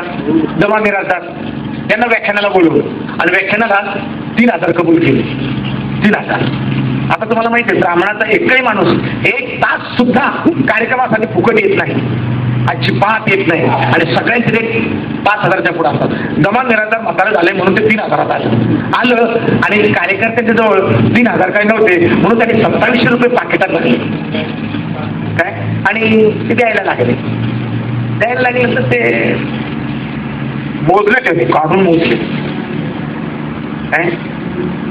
आपलं काय ठरलेलं होतं 3,000 ना याच्यामध्ये कमी आहे, टाका टाका. त्याच्या हातात टाकायला बागुल सर 1,500 बोंबलं कुठे येतं बोंबलायला. ते जाण्याने खर्च आपली पुरत नाही. तर बाकीचे औषध पाणी जेवढं असेल त्याच्यातच जातं. तर जगायचं म्हणलं तर तुमच्यासाठी म्हटलं तर काय काय करावं लागतं या शहरासाठी तुम्हाला काय सांगायचं तरी आम्ही कोणाकडे हक्काने मागत नाही. आता लोकांना कळलं माझ्याकडे 152 मुलं दत्तक आहे. लोकांना कळलं आता लोक ते येतात तो सांगायचं पण व्यवसाय आधी कधी केला नाही. पण गाडी होतं मला सांगा बाप्पा मी तुझे 2,000 रुपये देते. किती? 2,000 रुपये देते. माझ्याबरोबर चालायचं असं ते दाराची अशीच पूजा घालायची. म्हणजे कुठं तुला काय करायचं ना 2,000 रुपये देतील ना चल माझ्याबरोबर. आणि मी गाडगे बाबाने त्याला तिथे दादरची चौपाटी ना तिथे बाबासाहेब आंबेडकरांचा स्तूप आहे आता चैत्यभूमी तिथं तेव्हा नव्हती तिथे नेलं आणि त्याला सांगितलं बाबा इथं बसले ते बाबा काय बरे सुरू तुला 2,000 रुपये पाहिजे ना सुरू काय मध्ये आपण म्हणली इथं कशाला पूजा घालायची तुला काय करायचं ना बाप्पा मी 2,000 रुपये देते ना तुला गाव तिकडे. शेवटी त्या ब्राह्मणाने त्याला विचारलं म्हणले गाडगे बाबा पण मला सांगा इथे पूजा घालण्याचा काय फायदा होईल. बाप तुले काय सांगू मला लय वाईट वाटतं तू तिकडं 17ची पूजा घातली 7 वाराची नौकावरती आली ना बाप्पा. हो म्हणले आली ना बाप्पा. तुले काय सांगू 1939 साली दुसरं महायुद्ध झालं ना बाप्पा. आणि त्या दुसऱ्या महायुद्धामध्ये या अरबी समुद्रामध्ये आपल्या 16 नौका न बुडाल्या 16 नौका बुडाल्या आटोप एक काढायला सुरुवात तर बाप्पा ब्राह्मण असं देवात पळाले आलंच नाही. आता जर नाही नौकावर आली तर हे टिंबटीवर लाच मारलं होतं गाडी हे याच्या का भारी होतं ते. दर्यापूरची कथा. दर्यापूरमध्ये असं ते बुवा आलं जसे आपल्याकडं 8-8, 15-15 दिवस बुवा येतात रामायण सांगण्याच्या बहाण्यानं काय कुठल्या बहाण्यानं आणि लोकांना बोलवतात. तसं एक बुवा आलं दर्यापूरमध्ये आणि महिनाभर राहावं वाईट चांगलं आणि लोकांना सांगायचं मी फार मोठा मी फार असा मी फार कसा. आता गावातली महिला बिचारी बाईला किती जरी असलं तर तिला वाटतं नाही अजून सुख पाहिजे लेकराचं दुखाचं बुवाकडे जायचं. पण ती बाया त्याच्याकडे जात असल्यामुळं त्याला बरं वाटायचं की नाही आपण आता खरंच चांगलं आहे. एक दिवस एका माऊलीने त्या बुवाला विचारलं म्हणले बाप्पा बुवा मला सांगा तुमचं वय किती असेल. आता ताई नाजूक प्रश्न विचारला नाही का. बुवा चॅप्टर आणि त्याशिवाय गाडगे बाबा तिथे होते. त्या दोघांचा संवाद चाललाय. गाडगे बाबा तिकडे झाडतायत साईडला झाडत होते. झाडता गाडगे बाबाने सहज पाहिलं त्याला काहीतरी चालली गडबड. गाडगे बाबा थोडशा अजून जवळ आले याच्याकडे पाठ करून तोंड तिकडे गेलं झाडायला लागले. तेव्हा ती बाई त्याला विचारते बुवा तुमचं वय किती असेल. बुवा काय म्हणतं माहिती का माऊली मला माझं वय सांगता येत नाही. मला माझं वय सांगता येत नाही पण एक गोष्ट मला सांगता येते की प्रभू रामचंद्र आणि सीतामाई यांच्या लग्नाच्या गोंधळामध्ये त्यांचं लग्न जेव्हा झालं त्या लग्नाच्या टायमाला मी जेवणामध्ये तूप वाढायला होतो मला एवढंच आठवतं. घटना आहे 54-55 बरं का ही गाडगे बाबांची. आणि हा बुवा काय सांगतो प्रभू रामचंद्राच्या सीतामाईच्या लग्नामध्ये मी काय वाढायला होतो तूप. आता जर हिशोब काढला विश्वोत्तर काढला तर क्रत त्रेता द्वापार आणि कली. क्रत त्रेता, तर त्रेतामध्ये प्रभू रामचंद्र होऊन गेले, बरोबर आहे की नाही. त्रेता युगाला आज ना, त्रेता युगाला जर युगाची जर संख्या काढली तर त्रेता युगाला आज मित्रा बरोबर 20,58,372 वर्ष झाली त्रेता युगाला. हा बहुत चौकट झाले. काय सांगतोय मी, प्रभू रामचंद्राच्या लग्नामध्ये मी काय वाढायला होतं, तूप वाढायला होतो. आणि गाडगे बाबांनी हे ऐकलं गाडगे बाबा तळतळ, गाडगे बाबा लगेच जवळ आलं, निश्चित आणि लोकायला बोलवलं लगेच. लोक इकडे रे बडा बडा बडा बडा लोक जमा झाले. बोला सांगितलं, परत सांगितलं, पण सांगायला लागले. या माऊलीने मला माझं वय विचारलं, मला माझं वय काही सांगता येत नाही, परंतु एक गोष्ट मला आठवते आयुष्यातली की प्रभू रामचंद्राच्या आणि सीताबाईच्या लग्नामध्ये त्या जेवणावळीमध्ये मी तूप वाढायला होतो. हे त्यांनी त्याच्या तोंडाने सख्या तोंडाने सांगितलं परत. आणि सांगितलं तर गाडी म्हणले लोक आहे ना पाहिलं महाराज किती काळ जगली. आता तर 54 चालले बाबा, 1954 त्रेता युगात झालं ना. मग गाडीवानी काय केलं माहिती आहे, गाडीवांचा खराटा लांब होता आणि त्या खराट्याला पाठीमागून लांब तर खराट ठोकलेला असायचा. आपण केसरीला खुंटी ठेवतो ना, खुंटी पॅक राहण्यासाठी, तसा खुंटा म्हणजे चांगला जाड खरा ठोकलेला होता. गाडगे बाबाने खराटा उलटा केला, पुढचं तोंड असं धरलं आणि असा जोरात खराटा त्या लोखंडाच्या बेचक्यासह मारला. ते कोकलायला लागल्यानंतर लोक गावातले म्हणायला लागले, अहो गाडी बाबा तुम्ही हे काय करता, म्हणजे काय करा भाऊ, अहो एवढं मोठं माणसाला तुम्ही मारता. म्हणले तुम्हाला काय सांगू भाऊ, तुम्हाला काय सांगू बाप्पा नो, प्रभू रामचंद्र सीताबाईचं जेव्हा लग्न झालं चालेल त्या टायमाला आम्ही पण होते ना,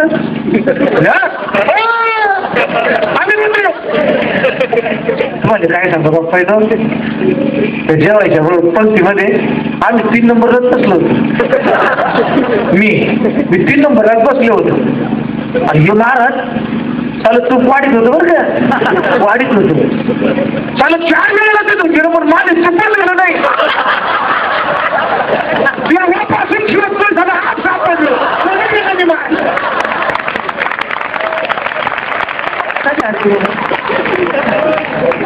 साधा गाडगे बरोबर कोणी कसाही घ्या, कोणी कसाही घ्या, असाय घ्या, असाय घ्या, कसाय घ्या, अर्थ तोच आहे. किती साधा अर्थ होता गाडगे बाबांनी सांगितलेलं तर. किती अंधश्रद्धेच्या गर्दीमध्ये आम्ही गुंतलो, किती गुंतलो. अरे पोटच्या पोराला सुद्धा धनाच्या पैशासाठी आई कापायला लागली.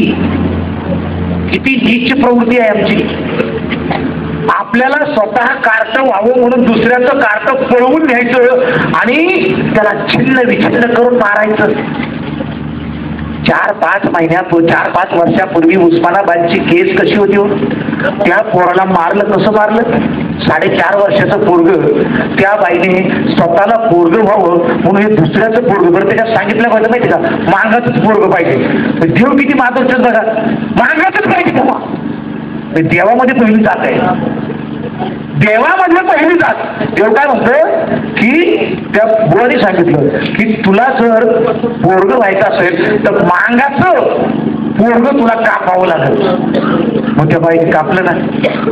बरोबर कापताना तिने काय केलं माहिती तुम्हाला, ते फोटो आला होता, त्याच्या डोक्यामध्ये टाचण्या टोचल्या होत्या, डोक्यात टाचण्या टोचल्या होत्या. दुसरी गोष्ट कपाळावर इथे आपलं एक फिरकी होती आणि त्या फिरकीला भोग पाडलेलं आणि ते भोग इथेच होतं. त्या फिरकीला ती फिरकी इथे लावली आणि एक खेळा जोरात ठोकला, ती फिरकी पॅक केली कपाळावर त्या पोराच्या. ती फिरकी टोचली हे करत असताना लेकराला काय वाटलं असलो, तुम्ही आई आहात, काय वाटलं असतं लेकराला. अरे लेकराला नुसता तुम्ही स्वयंपाक करत असताना निव्वळ फुगलेल्या पोळीची वाफ जरी हाताला तुमच्या लागली तर तुमचा हात डाग पडतो इथे. लेकराला त्या टाचण्या मारताना काय झालं असेल होती त्या अवस्था त्या लेकराची? कधी आम्ही लेकराचा विचार केला नाही? किती वाटपुल्याने आम्ही देवांच्या नादी लागलो, आघोडी विद्याच्या नादी लागलो. आणि गाडगे बाबा नेमकं तेच सांगत होत, माया बापायनो, माया आयानो, अरे देवाने तुम्हाला काय देवाकडनं तुम्हाला काय पाहिजे असं एकच घ्या, चांगला विचार घ्या ना. मग पण चालेल, तुम्हाला चांगला विचारच येत नाही. तुमचा चांगला विचार मागले ना. आजच्या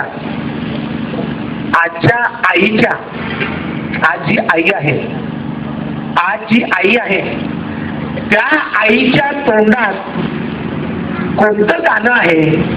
एक शास्त्रज्ञ असं सांगून गेलात की या भारतातल्या आईच्या तोंडात कोणतं गाणं आहे त्याच्यावरती मी या देशाचं भवितव्य सांगतो. आता आजच्या आमच्या आईच्या तोंडात गाणं कोणतं? आजच्या आमच्या आईच्या तोंडात गाणं कोणतं? आईच्या तोंडात गाणं कोणतं? गार डोंगराची हवन बाईला सोसला गारवा, गार डोंगराची हवन बाईला सोसला गारवा, तुळजापुराला राहिलं आईला तुला राहिलं.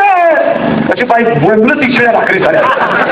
तुळजापुराला राहिलं आईला तुला राहिलं, या देवीला या आईला मलवट भरवन बाईला सोसला गारवा, गार.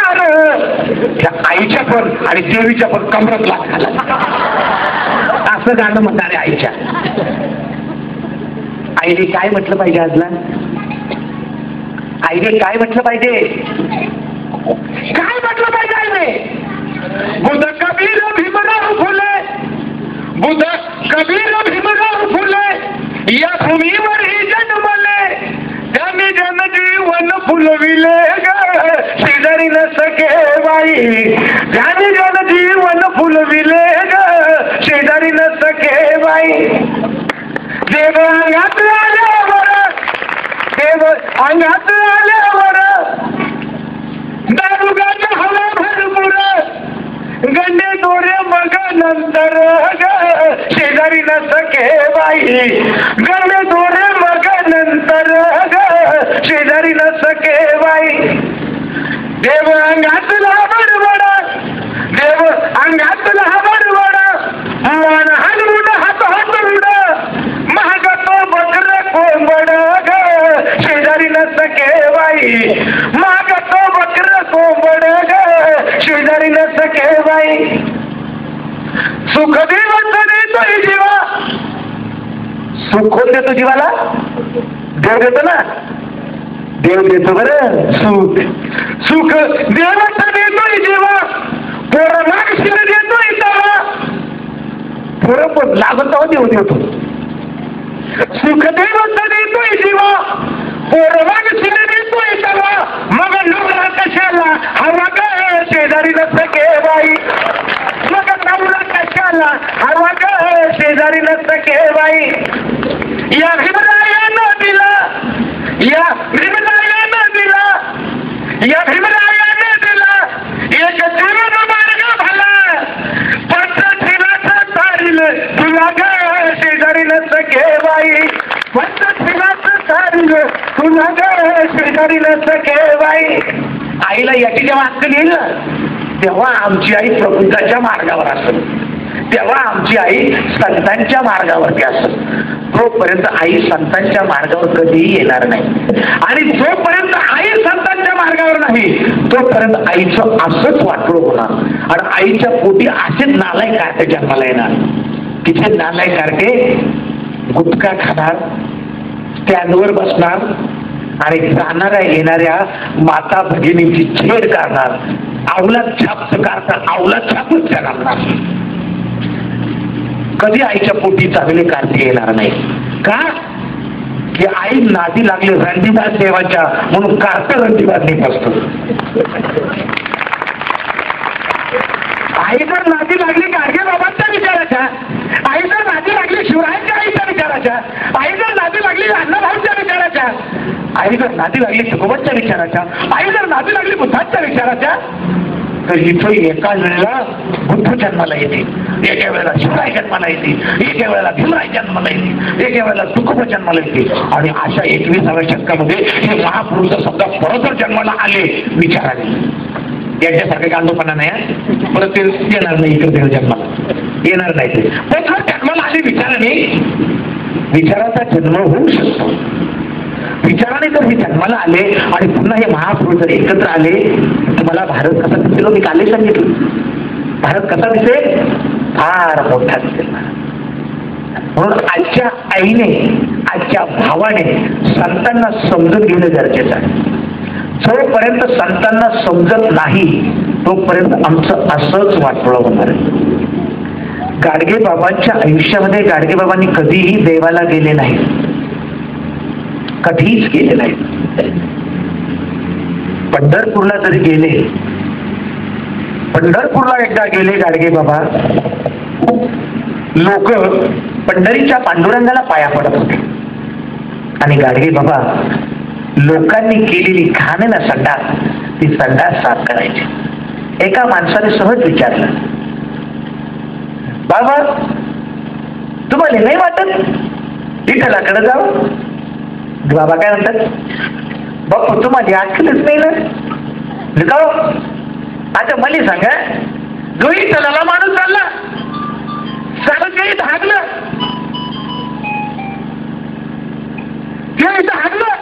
यावेळी घाण केली आणि मला सांगा दुसरा माणूस तिथं आला, दुसरा माणूस तिथं आला आणि त्याच्यावर पाय पडला, मग त्याच्यावर माशा बसतील बाप्पा, रोगराई होईल बाप्पा, लोक मरतील ना रे.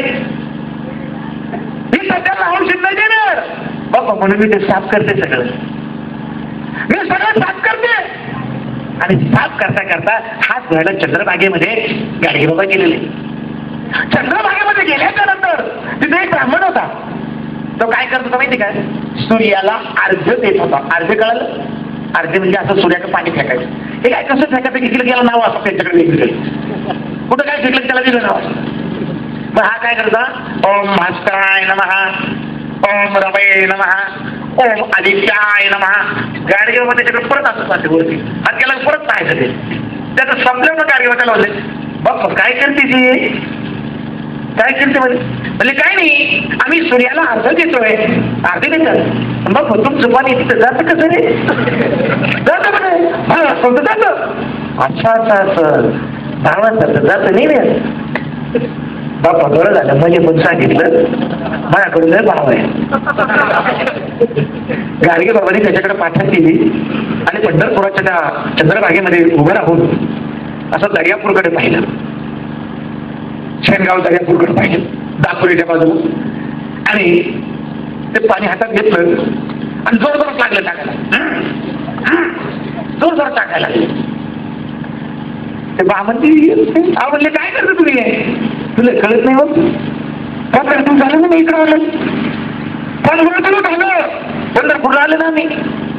माझी कांद वाळायला लागली बाबा, शेताला पाणी नाही, तू पाणी देतं ना. ते बाबा परत विचारतात, येड रे याने अक्कलच नाही,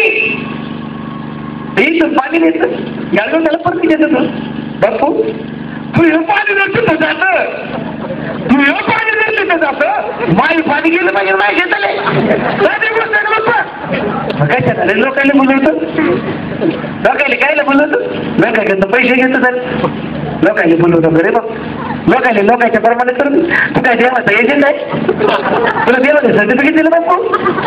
लोकांची पूजा करून लोकांकडून पैसे घे, आणि देवाला कधी पैसे देतो ना तू? सगळं स्वतःच खातं, स्वतःच खातं सगळं. आमच्या एक जुनी घटना आहे. माझ्याबरोबर एक मुलगा होता ब्राह्मणाचा हॉस्टेलला. तर आता सकाळची आंघोळ करायची. पहिल्या दिवस मी हॉस्टेलसाठी गेला पुण्यातला, आंघोळीला सकाळचा गेलो.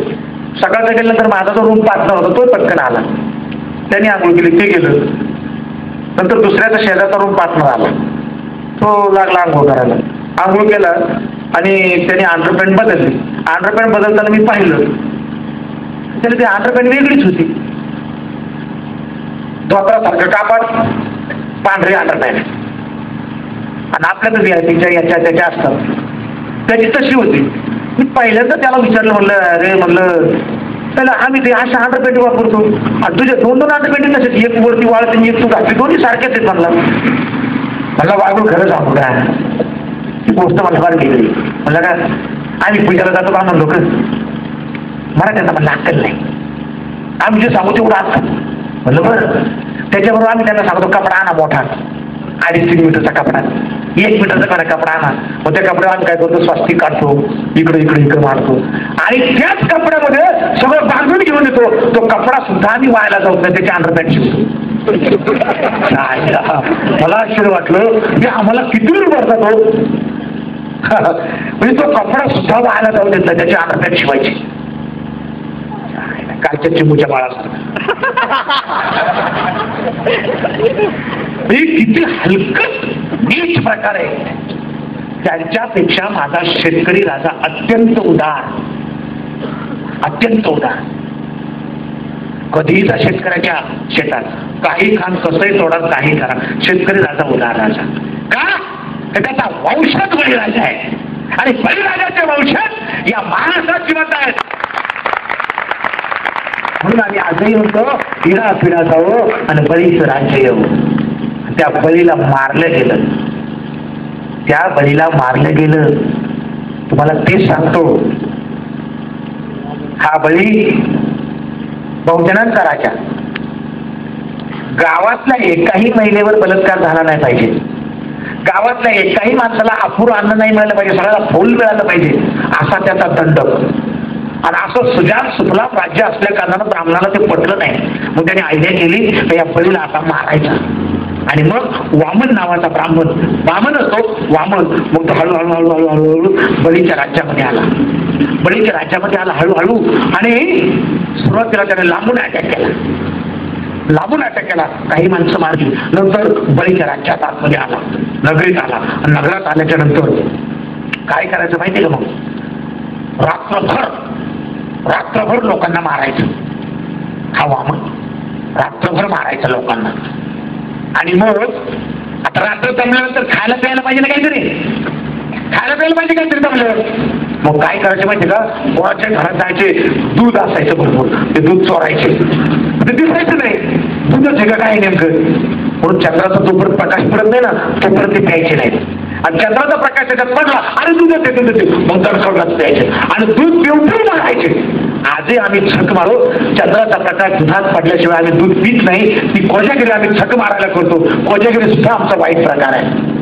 ती कोजागिरी पौर्णिमा आमच्यासाठी वाईट आहे. आणि नंतर त्या ब्राह्मणानं कोजागिरी संपल्याच्या नंतर ती कोजागिरी करतो. त्याच्यानंतर बळीच्या राज्यामध्ये राजवाड्यामध्ये प्रवेश केला आणि प्रवेश करत करत करत करत बळीच्या अंतपुरात शिरला. आणि अंतपुरात शिरून बळीचा खतमा केला. बळीचा खतमा केला. त्या दिवसाला आम्ही दिवाळीमध्ये बली प्रतिपदा म्हणतो. अरे आमच्या बापाला मारलेला दिवस आम्ही मराठ्याने साजरा करायचा, अक्कल नाही मराठ्याला. ज्या दिवशी आपल्या बापाला मारलं तो दिवस बली प्रतिपदा म्हणून साजरा करायचा.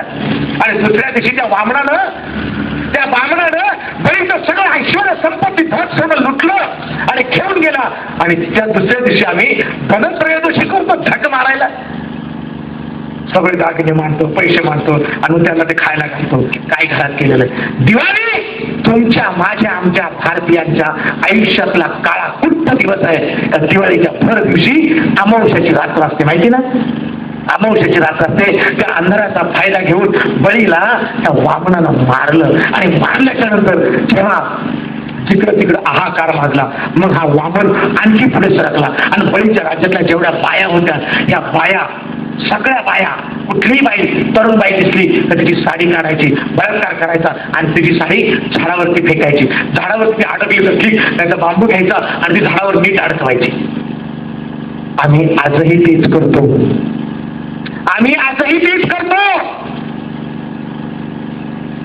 बांबू, आमच्या आईची साडी, त्याच्यात बांबू आणि त्याच्यावरनं उलट लोटकं आणि ते घरावर लावतो. गुढी उघडतो आमच्या आईच्या लुगड्याची. स्त्रियांना एवढा हलका दर्जाचं वागणूक दिली की आमच्या ही साडी काढून त्यांनी वरती लावलं. आम्ही गुन्ह्यावर तर पाडवा साजरा करतो. किती नालायकपणा करतो आम्ही. आणि हे संतांनी आम्हाला सांगितलं ना काय करायचं काय करायचं नाही. हे सांगितलं ना. जेवढे सण आहेत हे सगळे सण तुमच्या माझ्या अपमानाचा इतिहास आहे. आणि या इतिहासाला तुम्ही आणि मी अप्रत्यक्षरित्या एवढं खतपाणी घालतो त्याचं वाटणं करून टाकतो आम्ही. कधी आयुष्यात गाडगे बाबा समजून घेतला नाही आम्ही. कारण गाडगे बाबा समजायची आमची अक्कलच केली. जे गाडगे बाबा ज्यांना समजतात त्यांनी सुद्धा वेळाचं श्रम केलेलं आहे. एका बाजूला गाडगे बाबा म्हणायचं, एका बाजूला तुकोबा म्हणायचं, आणि तुकोबाला जे आवडत नाही गाडगे बाबाला जे आवडत नाही तेच करायचं. आता इथं आश्रमशाळा इथे कदाचित गाडगे बाबाची एखादी प्रार्थना म्हणत असाल ना तुम्ही. गाडगे बाबाची एखादी प्रार्थना म्हणत असाल इथे. म्हणजे इथे गाडगे बाबाची प्रार्थना म्हणत असाल तुम्ही. किती चांगली गोष्ट आहे. किती चांगली गोष्ट आहे. अरे त्याच्याही पलीकडे जाऊन इथे गाडी बाबाचं घ्या. पण एक काम करा, आयुष्यात शाळामधून पसायदान म्हणण्याऐवजी संत तुकडोजी महाराजांचं गीत घ्या. या भारतात बंधुभाव नित्य वसुदे, या भारतात बंधुभाव नित्य वसुदे, देवरची असा दे, देवरची असा दे, नांदतो आम्ही सुखे. हा वेगळं पद्धत झाले की आम्ही बौद्ध ख्रिश्चन कसे नांदत आहोत. तुकड्यास सदा या सेवे माझी वसुदे, देवरची असा दे. हे जर गीत आयुष्यात जर घेतलं तर शाळेचं नंदनवन होईल. नंदनवन बसाय जाणानं नंदनवन नाही होणार. का की पसायदान जर म्हटलं तर पुन्हा ज्ञानेश्वर विठ्ठलपंत कुलकर्ण्यांच्याकडे तुम्ही गेले की जे बुद्धाने केळच मागितलंय. 2,500 वर्षापूर्वी बुद्धाने मागितले ते पसायदान. त्याची पुनरावृत्ती ज्ञानेश्वरांनी केली. ज्ञानेश्वरांच्या नंतर जो जातीवंत संत निर्माण झाला बहुजन समाजातला, त्याचा विचार गाडला. तुकडोजी सांगत होते झोपडीच्या कवितेमध्ये, राजास जी महाली, राजास जी महाली. राजाला कधीही महालच नाही मिळाली अशी. राजास जी महाली सौखे कधी मिळाली, ती सर्व प्राप्त झाली या झोपडीत माझ्या. का भूमीवरी पडावे, भूमीवरी पडावे, ताऱ्यांकडे पहावे. म्हणजे जमिनीवर त्याला झोपडीत झोपलं तर घरातून काय दिसतं त्याला? तारे दिसतात. म्हणजे झोपडीवर नीट पांघरून सुद्धा नाही. भूमीवरी पडावे, ताऱ्यांकडे पहावे, प्रौढाम नित्य गावे या झोपडीत माझ्या. येता तरी सुखे या, येता तरी सुखे या, जाता तरी सुखे जा, कोणावरी न बोजा या झोपडीत माझ्या. जाता तया महाला. जर मोठ्या घरात जर तुम्ही गेले ना तर पाठी असते असा, कुत्र्यापासून सावध राहा. कुत्र का नसणार तिथं, कुत्र का नसणार पण पाठी असते काय, कुत्र्यापासून सावध राहा. जाता तया महाला मजाव शब्द आला. महालाला जर जात ठरलं मजाव, बागवर बेल दाबायची. मग ते उघडणार, कोण पाहिजे अमुक, ते नाही बघ जरा जाऊन काय तुकडोजी म्हणताय. जाता तया महाला मजाव शब्द आला, अरे भीती नाही यावं याला या झोपडीत माझ्या. माझ्याकडे यायला काय तुम्हाला भीती नाही. पाहुनी सौख्य माते, पाहुनी सौख्य माते, माझे सुख पाहून. आहे ना उंदरांचा इंद्र. पाहुनी सौख्य माते, नयन तो हिराजे, शांती सदा विराजे या झोपडीत माझ्या. अरे शांती कुठे आहे, शांतता कुठे आहे? फार घर सिमेंट कोबेचं असेल, 4-5 दालना असेल, भरपूर खाणं पिणं असेल, शांतता तिथे नाहीये. पाळली तर तिथे शांतता होईल, पण शांतता कुठे असते? शांतता तिथे असते जिथं माणूस माणसाला माणसाची किंमत देतो. माणूस माणसाला माणसाची किंमत देतो. घरामध्ये आपल्या पत्नीचा एखादा नवरा सावित्रीसारखा स्वीकार करतो आणि सावित्रीचा दर्जा आपल्या बायकोला देतो. तिथं सुख आहे. जो घरातला माणूस शिवरायांना 8 महाराण्यात 4 मुली 2 मुलं, 4 मुली 2 मुलं.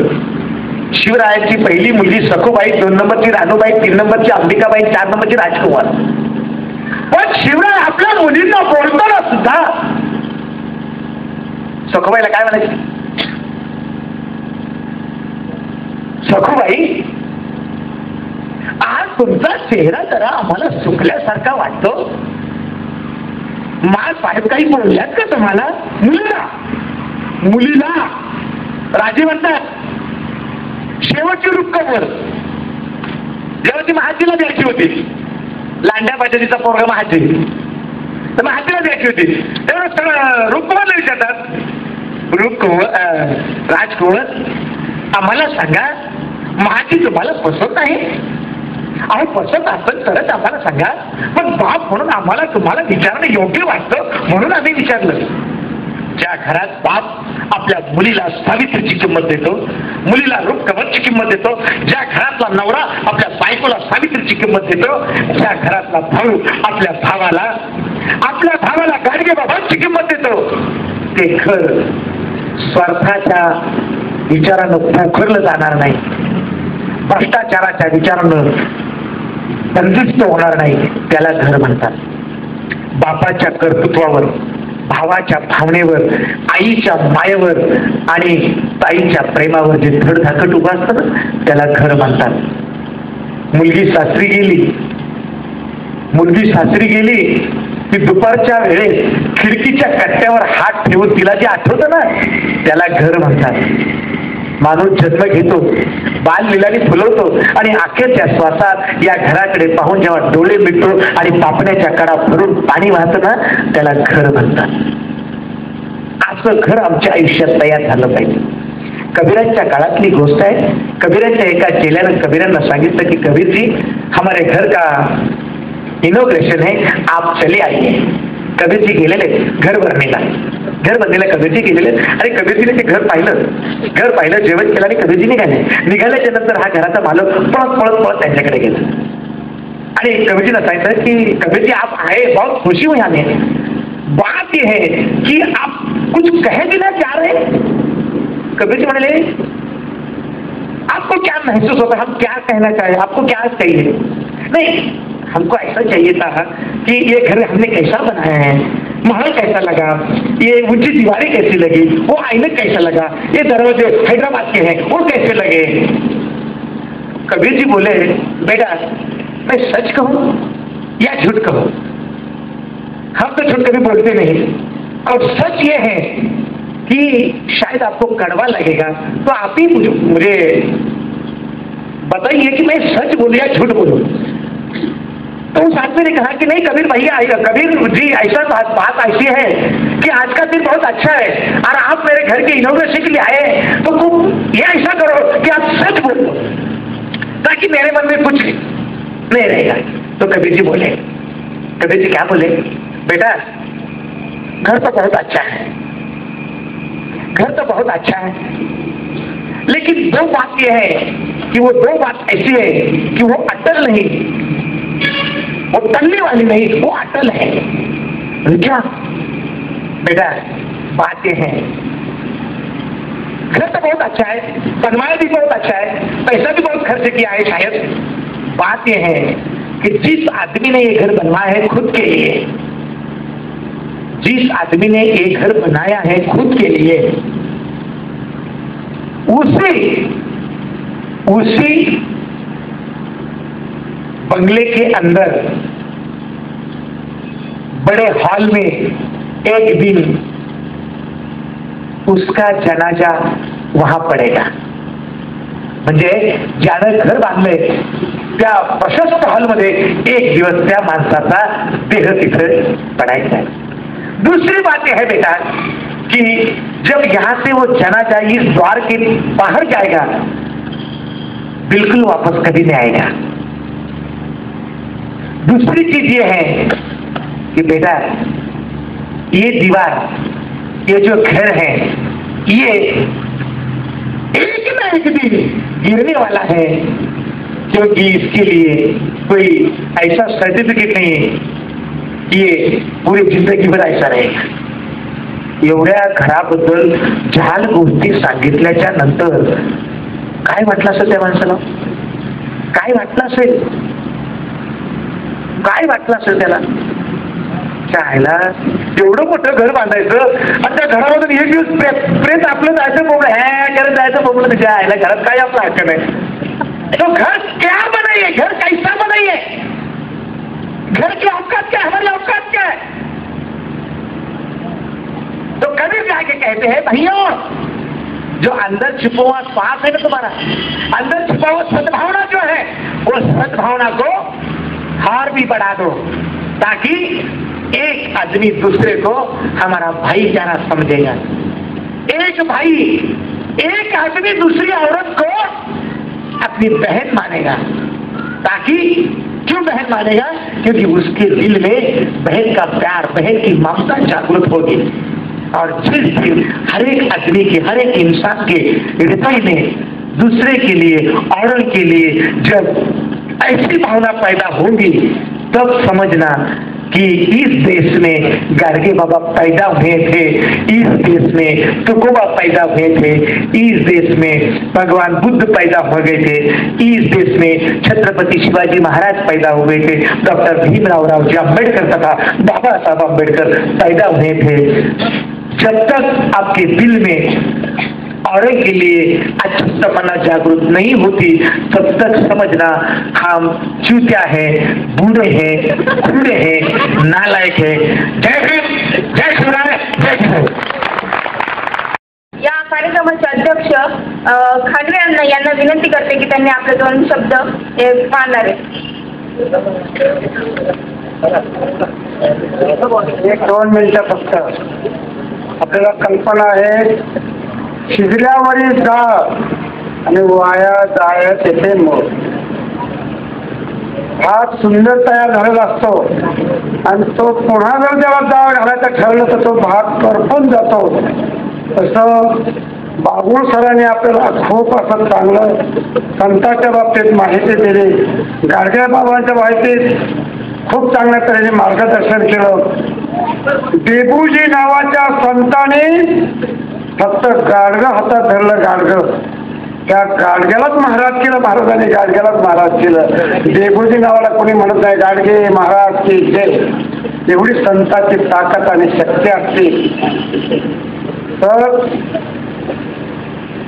गाडगे बाबांचं लहान असताना एका श्रीमंताच्या मुलाशी भांडण झालं. भांडण सावकाराच्या.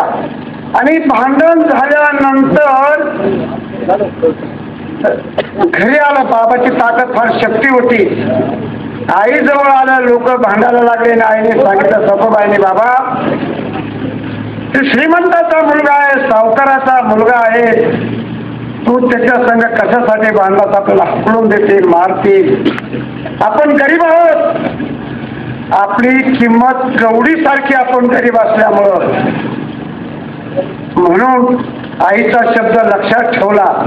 आणि गाडगे बाबांनी कवडी हा शब्द वापरल्यानंतर आयुष्यभर त्याने कानामध्ये कवडी वापरली आणि सांगितलं, आज हिंदुस्थानात, भारतात गाडगे बाबा फिरत जरी होते, करोडो धर्मशाळा होत्या, लाखो धर्मशाळा त्यांनी बांधल्या, गाडगे बाबाचा आणि आंबेडकर साहेबाचा खूप मोठे चर्चा आणि विचार चालत असत. ज्यावेळेस नेहरू पंढरपूरला आले एकदाच म्हणले की जनता जनार्दन हा माझा देव आहे, तर सगळ्या देशात परदेशात त्यांच्या बातम्या गेल्या. गाडगे बाबाने 50 वर्ष जनता जनार्दन हा माझा ईश्वर आहे, माझा देव आहे.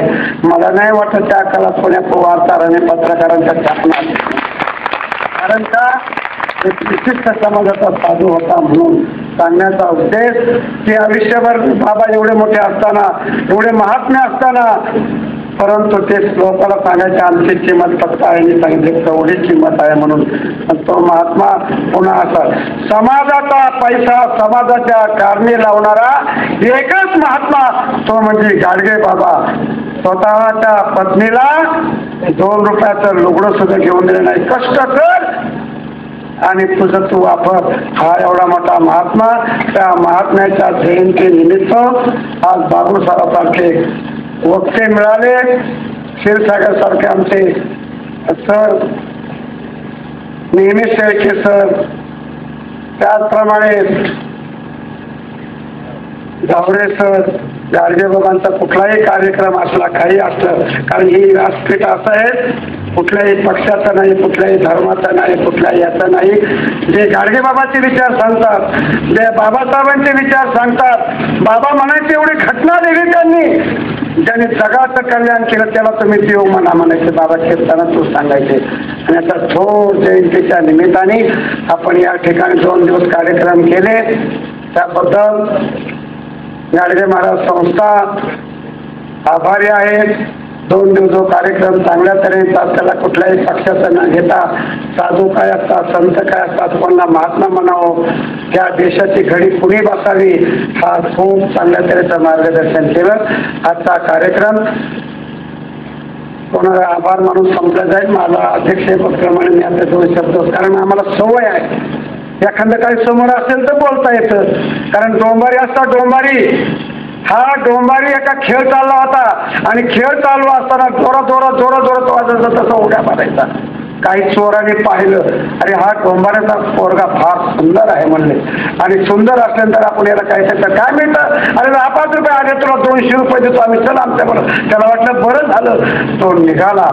सांगितलं तर या श्रीमंताच्या वाड्यावर उडी मारायची, सांग उडी मार, आतलं लहान सगळं वस्तू. पण त्याने सांगितलं मला तशी नाही उडी मारताय, तुम्ही ढोल वाजवा, मी आता उडी मारतो. आता ढोल वाजले पुढं आपल्या त्यांचा लोक सांगा. तसं मला कुठेतरी एखादं तिथे तुकोबारायचा गाथा कुठं आम्ही त्याचं प्रवचन व्याख्यान करू शकतो, असं आम्हाला बोलायची सवय नाही. तरी देखील आनंद वाटला, कारण आजची आला बा ब्रह्मांड ठेवण्याला तुकोबारायचा म्हणे, सुखी झाले मन कल्पवेना. असं एक मोठं योग असतो, समय बलवान असतो. त्याप्रमाणे आता कार्यक्रम मला 2 शब्द बोलण्याची संधी देऊन माझे भाषण इथे थांबवतो. जय जिजाऊ जय शिवराय. पुरोगामी विचारांचे भाषणं, पोवाडे, गाणी तसेच इतर व्हिडिओ पाहण्यासाठी माझ्या चॅनलला सबस्क्राईब करा, व्हिडिओ लाईक करा, शेअर करा. धन्यवाद. जय जिजाऊ जय शिवराय.